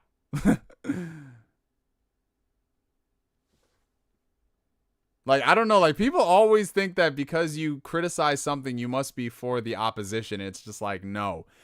What if I told you I haven't been subbed to PlayStation Plus in 2 months? You say that and people are just like, oh. Anyways, so back on point. Marcus Dorotterell, who's been a member for the past 39 months. Appreciate you, my brother. What, in your opinion, is the best way to deal with a breakup? Also, why do you think people are so quick to give up on a good relationship nowadays? Ooh, you spitting, Marcus. If there's one thing I love, I love when you talk about these relationship questions. Honestly, the best way to deal with a breakup, man, this is going to be, it's context dependent. It comes down to a lot of things, man. It could be, you know, it's so hard to say. So everything that I say now, I don't want you guys to use this as a general rule of thumb across the board because it might not work. Depending on how much time you have invested in that situation, whether it's a couple of months, a couple of years, a couple of decades, it could hit you very differently. And it could take you a really long time to come out of that situation. The one thing that I will say that has really helped me personally in scenarios like that when I do go through a breakup is I take time for myself. I take a lot of time for myself. And by that, I'm talking about I take months to a year for personal reflection and growth. Because when you get out of a relationship, whether he did this or she did that or what have you, the only thing that you got at the end of the day is yourself. So you could spend the time to curse that person out, wonder why they did this to you, blah, blah, blah. Or you could channel that into something better. So what I do is I need to come up with a more attractive and sexy phrase for it, but I do a post-relationship mortem analysis where I look at what went wrong in the relationship. What did they do to me? What did I do to them? Let me analyze everything. And from there, the only things that are within my control are things that I can improve upon. So in my last relationship, I was in an almost 3-year relationship. After that relationship ended, you know, in my period of time of growth and reflection, which was not easy, you know, you feel like shit, you have good days, you have bad days. I used that as an opportunity to learn and grow. I learned about myself in that time. I learned what I liked, what I didn't like, and I learned how to improve myself. What were some of my traits that are not very good? Things that I did in the relationship, like if we all threw mud at each other, what did I do that prompted me to throw the mud? What brought me to that point? Because nobody is perfect, but what we can do is be a little bit better than we were the day before. So I would look at some of the things. Like one of the things that I did in that relationship was that I really didn't communicate things as effectively as I could have. So I learned better communication habits. I learned to speak my mind, stand my ground on things that would have been uncomfortable conversations. I made that a focal point going forward. I made sure that if I was going to get into another relationship, I would not be repeating the exact same mistakes that brought me to that point. Because then what I've done is I've deleted that variable where, okay, I definitely know it wasn't me, because if I'm being more communicative, if I'm being more assertive, and I'm being more, you know, that type of a better person, obviously it's something that's out of my control. And this leads into the second part of your question. Why are people so good to give up on relationships? Why are they so quick to give up on a good relationship nowadays? That's context dependent. You never really know what's happening in a situation until you have the full details. Especially in the era of social media, you're only seeing one side of the picture. You're only seeing what they show you. No one is really going to show you all the dirty stuff on social media. Well, I mean, there are some people just overshare too much on social media. Which at that point I'm just like, please shut the fuck up. I just pray to God that somebody will just treat you right so you'll shut up and leave us alone. You know what I'm saying? But giving up on a good relationship nowadays, it's tough. Is it really giving up on a good relationship if the relationship is not serving you? If the relationship is one-sided, if you're putting in far too much effort into that person than they are into you? Is it a good relationship when you have an individual who is just so stuck in their ways and they don't want to be a better person?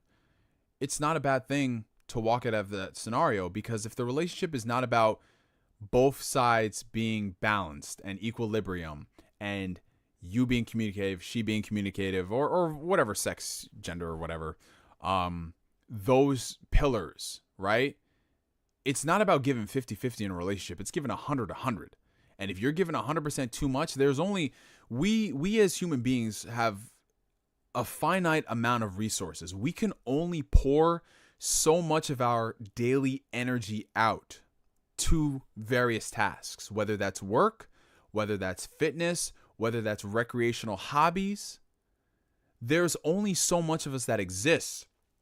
And when you are pouring so much into a person, and again, provided everything is on point, like your communication, you being a good significant other, reassurance, all of those things, provided all that stuff is there, you can't keep pouring into that situation, because what's going to happen is you're going to keep pouring into this cup that has a hole at the bottom, and it's going to keep dripping out.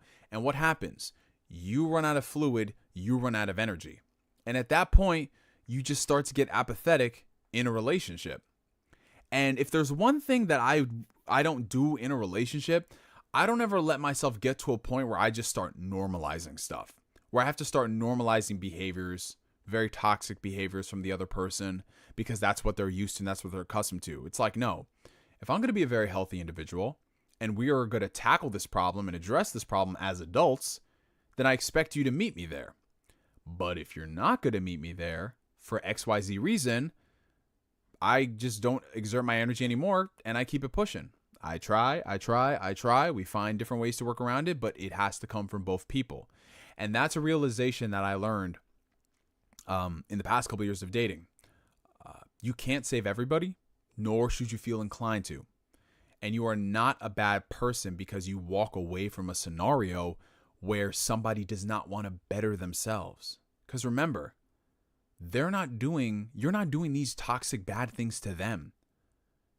So why in the world should you feel inclined to deal and put up with this stuff over this arbitrary idea of what love is? At that point, shouldn't that person remain single? And that's what I always tell people. Being single is not a bad thing. If you are working on yourself, if you are constantly trying to be even like a fraction of a percentage better than the day before, and you keep growing and you keep leveling yourself up, whether it's financially, whether it's spiritually, whether it's emotionally, whether it's physically, big on the physical part, those things, when you start creating and crafting a better version of yourself, you're not going to approach and tolerate those same situations you had with people like you did a couple of years before, where you felt inclined to because this is what everybody does. Well, no, this is not what everybody does. Like, yeah, people got problems and they work through it, but not to the point where it's completely one-sided and nobody doesn't want to better themselves. So, yeah, at some point, bro, you have to ask yourself, is it really a good relationship? Or is it just something that you are accustomed to? Is it really a good relationship? Or do you just not want to be outside? Because let's be honest. Outside is fucking nasty. Outside is terrible. It is disgusting. Like, that's why we be staying indoors with all these persona figures. You know what I'm saying? And what happens far too often is that a lot of people get in a scenario where, okay, this is fine. This is better than trying to deal with a new person and opening up a whole new can of worms. Why would I open up a whole new can of worms when I have this can right here where it's like half worms, but then it's also, half, I don't know, escargot or whatever, like, or some shit that you would like, that you would eat with worms or what have you to make a palpable experience. I don't know. You have to ask yourself those questions. And again, it comes from having those hard, tough conversations with your significant other. And is the growth there? I'm not talking about making a change overnight. I'm not talking about you have to be the genuine article the very next day, but you need to be seeing constant improvement on the day-to-day.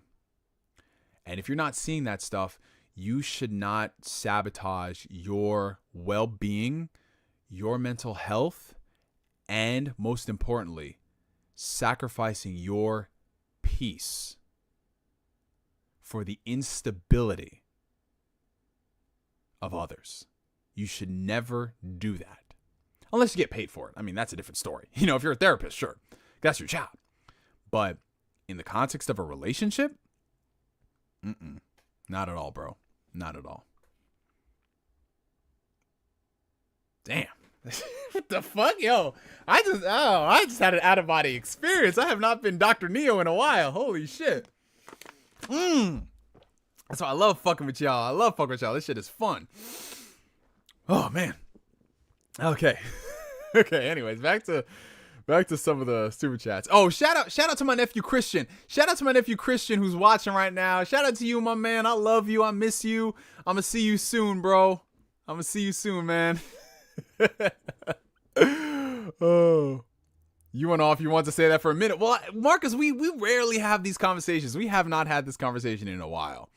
But yeah, if you want to super chat more like relationship questions, go for it. I'm always down. Okay, so other super chats. So we have a Don Otaku who's been a member for the past 5 months of the Phantom Weirdo tier. I've put 46 hours into my time at Sandrock since the 1.0 release 3 days ago. It is now my game of the year. Farming Life Sim plus waifus is just too powerful. Well, at least that name is like, you can type it out and not have me go like, oh, I can't cope. But shout out to you, man. Wow, you put 46 hours in 3 days.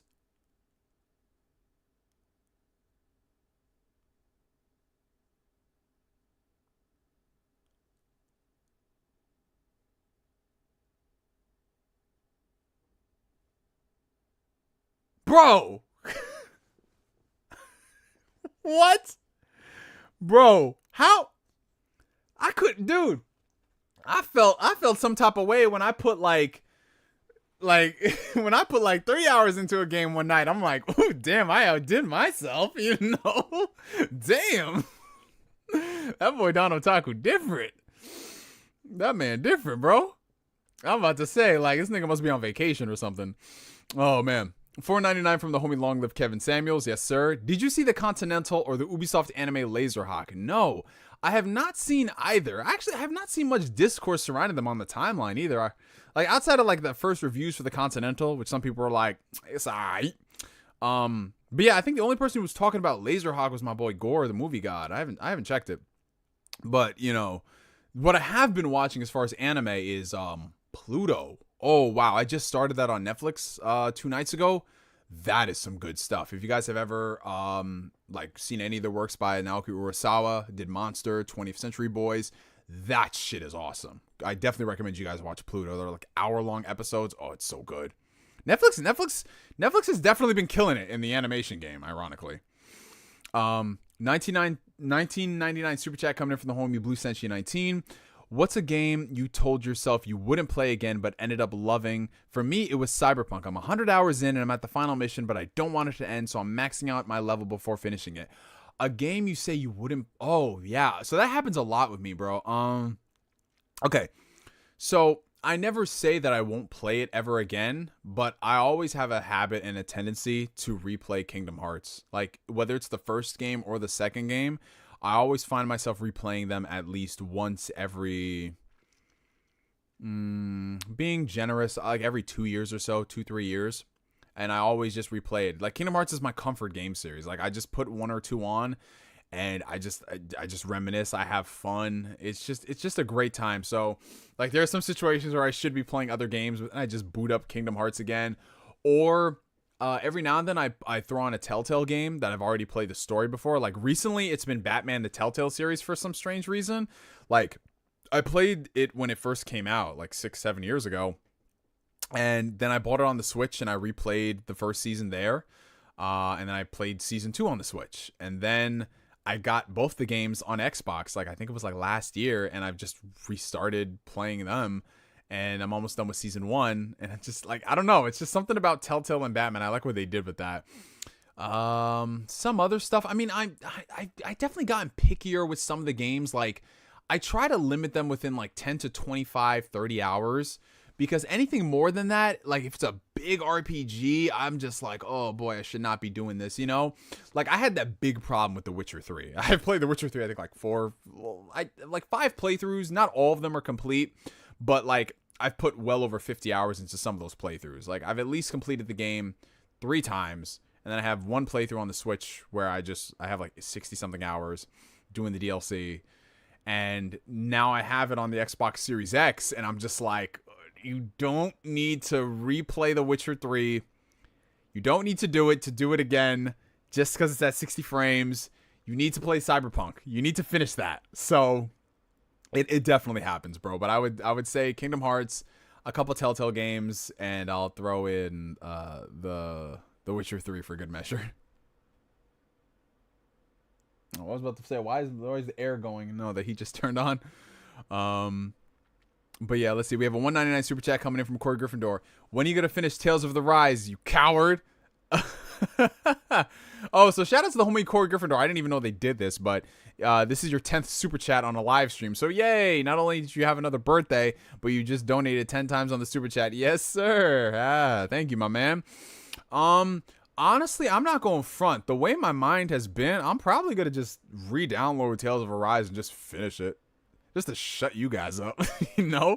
Because I'm at the last boss, so I'm just thinking to myself, listen, just level grind it. Just finish it. Just do what you got to do, bro. And I was like, all right, fine. Fuck it, man. You know? And then I can escape all the accusations. I was about to say acquisitions. Yes, Neo will acquire Tales of Arise. But, yeah, you know, I definitely got to do that. Who knows? I might do it before the end of the year. 2 years now. Hey, man, listen. Tales of the Rise expansion in 2 days. Peak is back on the menu, boys. Man. Yeah. Yeah, I might fuck around and do it. But like I said, I'm making really good progress in beating games, you guys. Guys, you would be so proud of me. I've been beating more games this year than I've been beating my meat, man. It's been a good time to be alive. Like, I beat Jedi Survivor. I beat Spider-Man 2. I'm about to beat Alan Wake Remastered. I don't know if I should count that because I did beat the game when it first came out. I'm about to beat Dead Space. Well, I just started Dead Space Remake, but that's going to be done. You know, I'm going to beat Detroit Become Human again. Like, damn, man. Look at this man, Neo, finishing games. That's crazy, bro. Hogwarts Legacy, like, Resident Evil 4 Remake, Final Fantasy 16. Like, they're almost all done. I'm just like, this is a great time to be alive, man. Any recommendations for a new Switch owner? Well, a lot of Nintendo's first-party output is very good, not counting the sports games. But, yeah, I mean, it all depends on your genre. I would say try everything. I mean, I can't say try everything because Nintendo games never go on sale like that. But the Zelda games are really good. Super Mario Odyssey is great. Fire Emblem Three Houses is one of my personal favorites. The Xenoblade games, especially Xenoblade Chronicles 3. Oh, you know what I really want to do after I beat... because I do have to finish Xenoblade Chronicles 3 Future Redeemed. I want to go back and replay the first Xenoblade Chronicles. I don't fucking know why, you know? And then next year, we're going to be streaming the Kingdom Hearts data battles. We're going to try to beat a different boss every stream. No matter how long it takes, we're going to beat them. And we're going to do that. Like, we set goals for ourselves for these games, man. Oh, you're playing the original. Oh, that's right. You are playing the OG Resident Evil 4. Hey, Neo, did you play Armored Core 6? No, I did not play Armored Core 6. Armored Core was just one of those games where I was just like, I know I'm never going to have time. Like, guys, I didn't even finish Elden Ring, you know? I got a few bosses in, and I was just like, I'm good. Because, like, I only play a Souls game once in a blue moon. That's basically it for me. But Lies of P, I'm really enjoying. Are you going to play Alan Wake 2? Yes. I'm going to play Alan Wake 2. Once I finish up a couple other games, I'm going to buy it. And by that point, it'll probably be on sale. I'll take a shot if you finish Arise. No, you're going to finish the whole bottle, Jay Ransom. That's what you about to do. You ever get really close to someone and when things go south, you can no longer enjoy things you typically would? Like there's an association between her and your shared interest that makes them hard to enjoy? Honestly, not really, because a lot of my relationships that I've had with people have been so... How do I say? It's like I've always been into different shit that they've not been interested in. And I've always been bigger into that stuff than them if they had the similar interests. Like, for example, if I dated a girl who is a gamer or dated a girl who's into anime, like I'm bigger into those things than she is. So it's not like it takes away from my enjoyment of them. And another thing I will say is I have a really good separation from enjoyment to the person. So just because we did something, that doesn't mean that I have these memories and these thoughts and these feelings where I can't do something. Like, I'm very much so the type of person where I face all of my trauma head on, whatever it is. I don't try to avoid it. I just process it. I'm just like, listen, this is going to be difficult. I know, but you have to put yourself through it because you cannot have any type of avoidance. So in that respect, I think I've gained a healthy relationship with my hobbies, because that's I'll be damned if I can't play a game because I had a bad situation with a girl and she also played the same game. Like, what the fuck? Like for example, like if I dated a girl who happened to go to a gym that I was working out as, right? And let's say the shit didn't work out, I'm still going to the motherfucking gym. I'm still working out. I'm still doing those things. Like, I'm not losing anything. Liza P is mid. Jesus Christ. Man, this guy playing. This man said Liza P is mid. Chris, how do you feel about the new Persona 3 cast? Good, bad, exciting? I think they're good. Like, I've listened to some clips from it. At first, I was kind of like, why are you recasting the game? But it's fine. It's okay. I just really want the game to be good. But it's coming out on Game Pass, so we lit. Yo, Uncle Phil really listened, guys. He was just like, listen, I'm not making the same mistake before. Shout out to Uncle Phil, man. He gave us Persona 3, 4, 5, and the 3 Reload and Tactica on Game Pass, man. Now he needs to get Strikers, bro. I'm surprised Strikers isn't on there. $5 super chat coming in from Pooh Bear. How old were you when you started dating? I'm 22 and I've never had a girlfriend. I want to improve myself as a person before I started dating. So I don't really count like dating because I mean I had relationships when I was younger, but they weren't like crazy serious. They were like high school flings, and you date for a few months, and it was whatever. So I don't count that. My first serious relationship, honestly, it wasn't until I was in my 20s, bro. So my best piece of advice for you is definitely improve yourself as a person. You know, work on yourself, your mental health, your physical health, your well-being, your finances, your career, your everything. Do that, and don't focus so much on dating. I still say date. I still say go out on dates, know how to interact, know how to talk to a woman, but don't make it like your be all end all, like, oh my God, like I'm double checking my phone. Like, did she text me? Did she do this? Did she do that? Like, don't ever make that your guiding compass, if you will. I still say date, but make it like priority objective number 7 on your list of 10 things that you got to do. Like, make it that thing that, okay, I could do this, but I'm not going to lose sleep over it. Make sure the other stuff you're doing is what matters more than anything. Hey, take care, Rhino. I love you, my brother. You have a good night. I dated a girl who didn't like seeing me play Overwatch because her last boyfriend was obsessed with it and would play through it all his free time and ignore her. Wasn't healthy at all. Oh, yeah. You see, at that point, that's just projection, my man. I can't be with somebody who projects their previous relationships insecurities onto me. Oh, who just tagged me on something on Instagram? Oh, is that my boy Maddie? That's my boy Maddie. He just tagged me on something. He's loading. Hold on. Supporting the homie on his live stream, yo. Oh, I appreciate you, Maddie. Thank you, bro. Yeah, man, I can't, like, man, the thing is, like, I can say this now, but, like, dog, I'm 30, bro. I don't got time for, like, your issues in your previous relationship. I don't got time for what that nigga did to you. I am not that nigga, bro. Like, stop treating me like that. It's some simple shit. Like, I don't treat you like my ex. Like, that type of simple behavior, it should be common sense. Like, if I had a friend that did me dirty, that doesn't mean that I'm gonna act that way to Flame just because Flame happens to be a friend that I'm cool with. I mean, I don't like Flame. I mean, I wake up every morning wondering, like, how do people in the world tolerate Flame? But then I remember that Flame is like, you know what Flame is like? Flame is like that one chip in the bag of Doritos where it's a chip, but it doesn't have the most amount of the Cool Ranch seasoning on it, but it's still a chip. It's still got the chip flavor. You know, that's what dealing with Flame is like. Like, I'll fuck with it. I'll eat the chip, but it's not going to be the most appetizing chip in the world.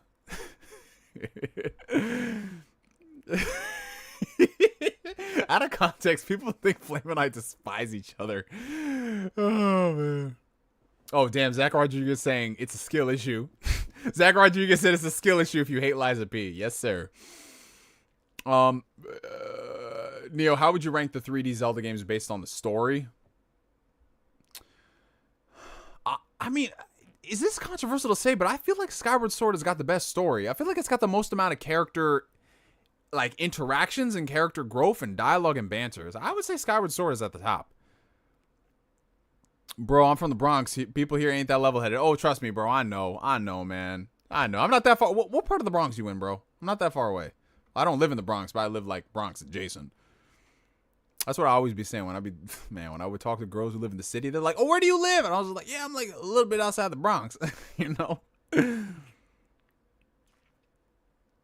It's hard to date when I don't know how to drive. I have a driving phobia due to my autism. Well, depending on where you're located at, I don't know where it is. Well, sometimes driving is not a big factor. If you live in like a big city and you have public transport, it's not the biggest deal. But I mean, like I said, I can't speak from an autistic point of view, but that could potentially be something that you do work on, Pooh Bear. Slowly but surely, maybe learn to overcome some of those fears. Again, I can't say, for example, oh, Pelham Parkway. Man, baseball fears, we ain't that far away, bro. We ain't that far away, man. That's crazy. Oh, we got Elder Scrolls 4? Oh, shit. Oblivion. Let's go. Chris, are you going to play Kingdom Hearts Missing Link? I'm good, Chief. I am good, Chief. Anything involving Kingdom Hearts and mobile games, or just mobile games in general, I just wait for Kory Gryffindor to give me the story rundown. Kory Gryffindor gives me the story synopsis, and I'm like, okay, that's what's important. What's happened?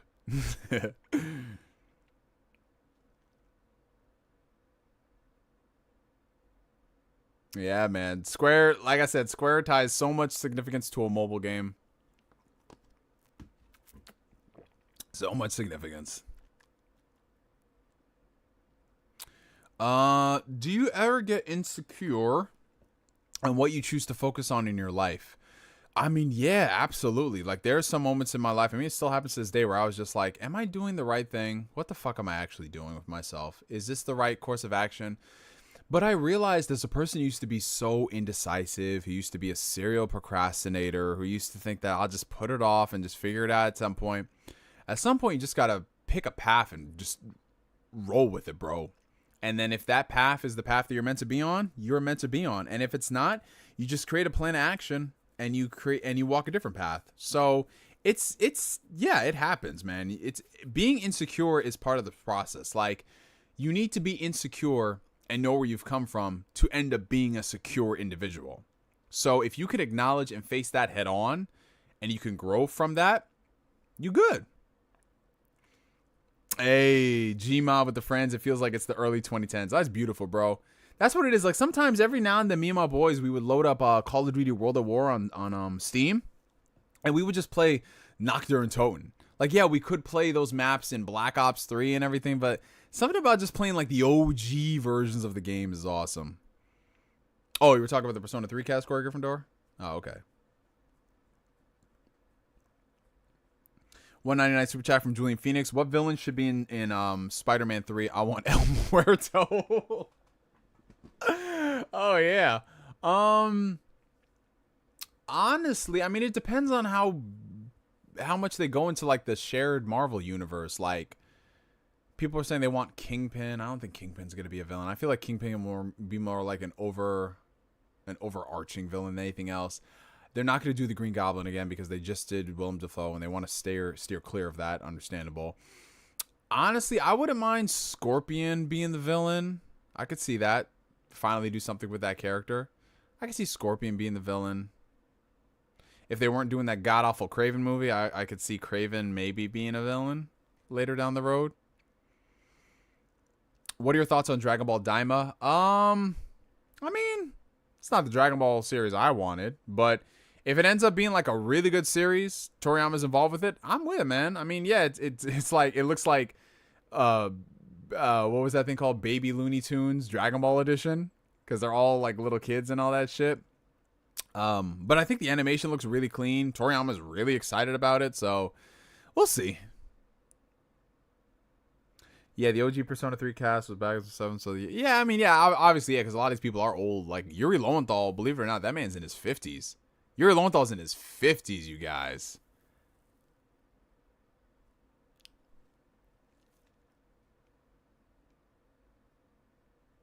But yeah, they just probably want to go with like a fresher direction with the new dialogue and the shit that they were doing. And, you know, it is what it is.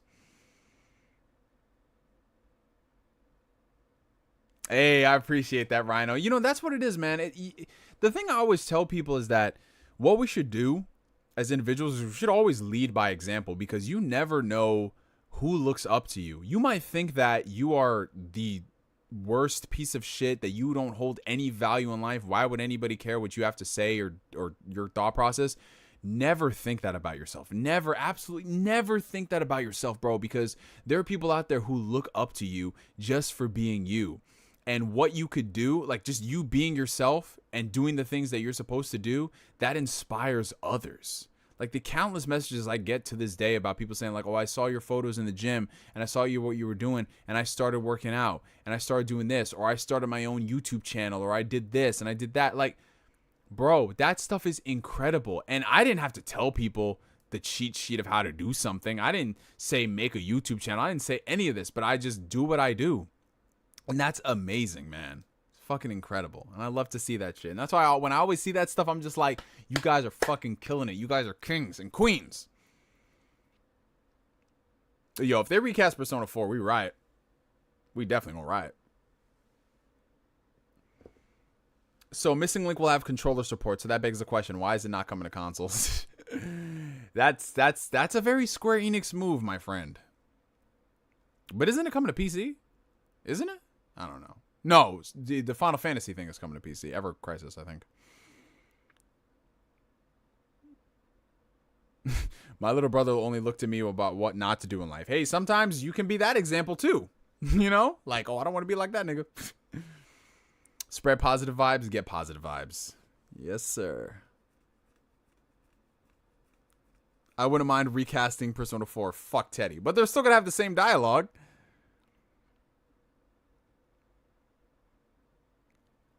Man, I should not want to replay Persona 4, but I just really want to, dude. I'm not going to, though. Not going to touch it.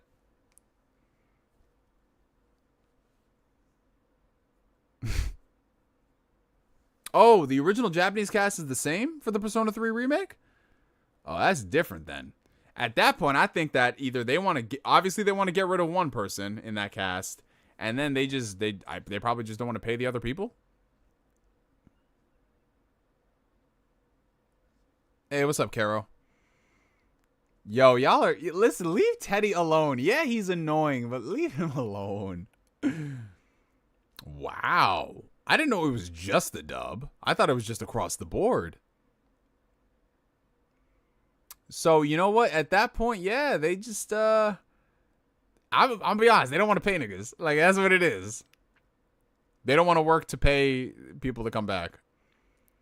Because I know with the Final Fantasy, I think the Final Fantasy remake games, they have the original cast. And only in the new one, they have a different cast. Teddy is truly fatherless. Well, absolutely. That's your shtick.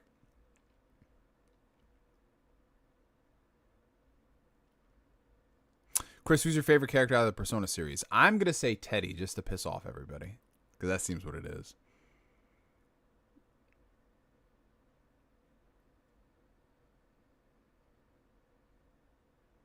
Oh, you meant the Spider-Man 3 game. Oh, I thought he meant... wait. He meant the Spider-Man 3 game. I thought we were talking about the Spider-Man 3 movie. Wait, no, not the movie. Oh, I thought... You know what? You know where my mind was going? I thought you meant the next batch of Spider-Man movies because we're technically going into the next trilogy of films. That's where my mind was going. But if we're talking about for the Spider-Man 3 game, well, obviously it's going to be... I mean, this is not a spoiler at all if you've played the first game. You know what's coming, but Green Goblin, like, that's going to be a main villain in the third game. But based off of... Oh, shit! I just realized we didn't even talk about Spider-Man 2! We were supposed to do a spoiler-free review on Spider-Man 2. Oh, my God. And none of you guys reminded me of that.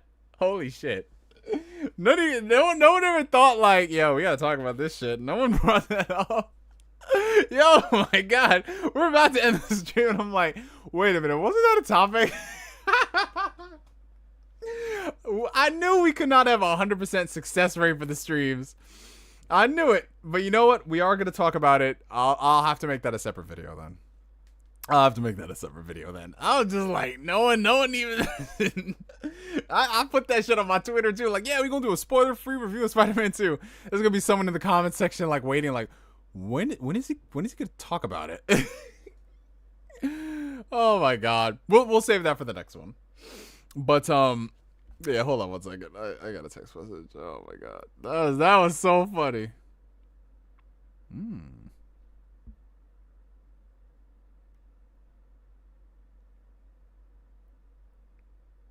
That was so funny. Nah, because we do got to talk about Spider-Man. But later down the road when I've been well fed. But, yeah, I'm looking at the clock, you guys. I think it's about time we wrap up the stream for the night, ladies and gentlemen. This shit was pretty lit. As far as comeback streams are concerned, this was definitely one of the best ones that we've had. I want to thank you guys so much for coming through to the stream. Thank you guys so much for all the channel memberships, all the super chats, just all like the great banter and discussions. I want to get y'all's feedback. What do you think about this little format change that we did where, you know, we have like 2 or 3 main big topics. We speak about them at length. And then we save like the last, 45 minutes just to talk about Ask Neo stuff. Do you guys like that change? Would you prefer going back to the old model and making this like a different thing? Because I feel like this is nice it appeals to both people because you can get all your news topics and I can put the timestamps for those news topics, and it's very structured, and then we can have the Ask Neo stuff later. Yeah, so definitely provide me the feedback down below or message me on Twitter, because you know the unplanned talking is just always fun too. Maybe we might do like I mean, because the thing is, I like talking about the news topics, and I like the discussion, and I like the banter, and it does save me time from working on like individual videos from those things. But at the same time, the banter is great too. I don't know. Like, I'll have to workshop it in my mind over the next week. But I think as far as like a random structure is concerned, it was pretty damn good, you guys. But before we go, you guys know what I got to do. 1 second.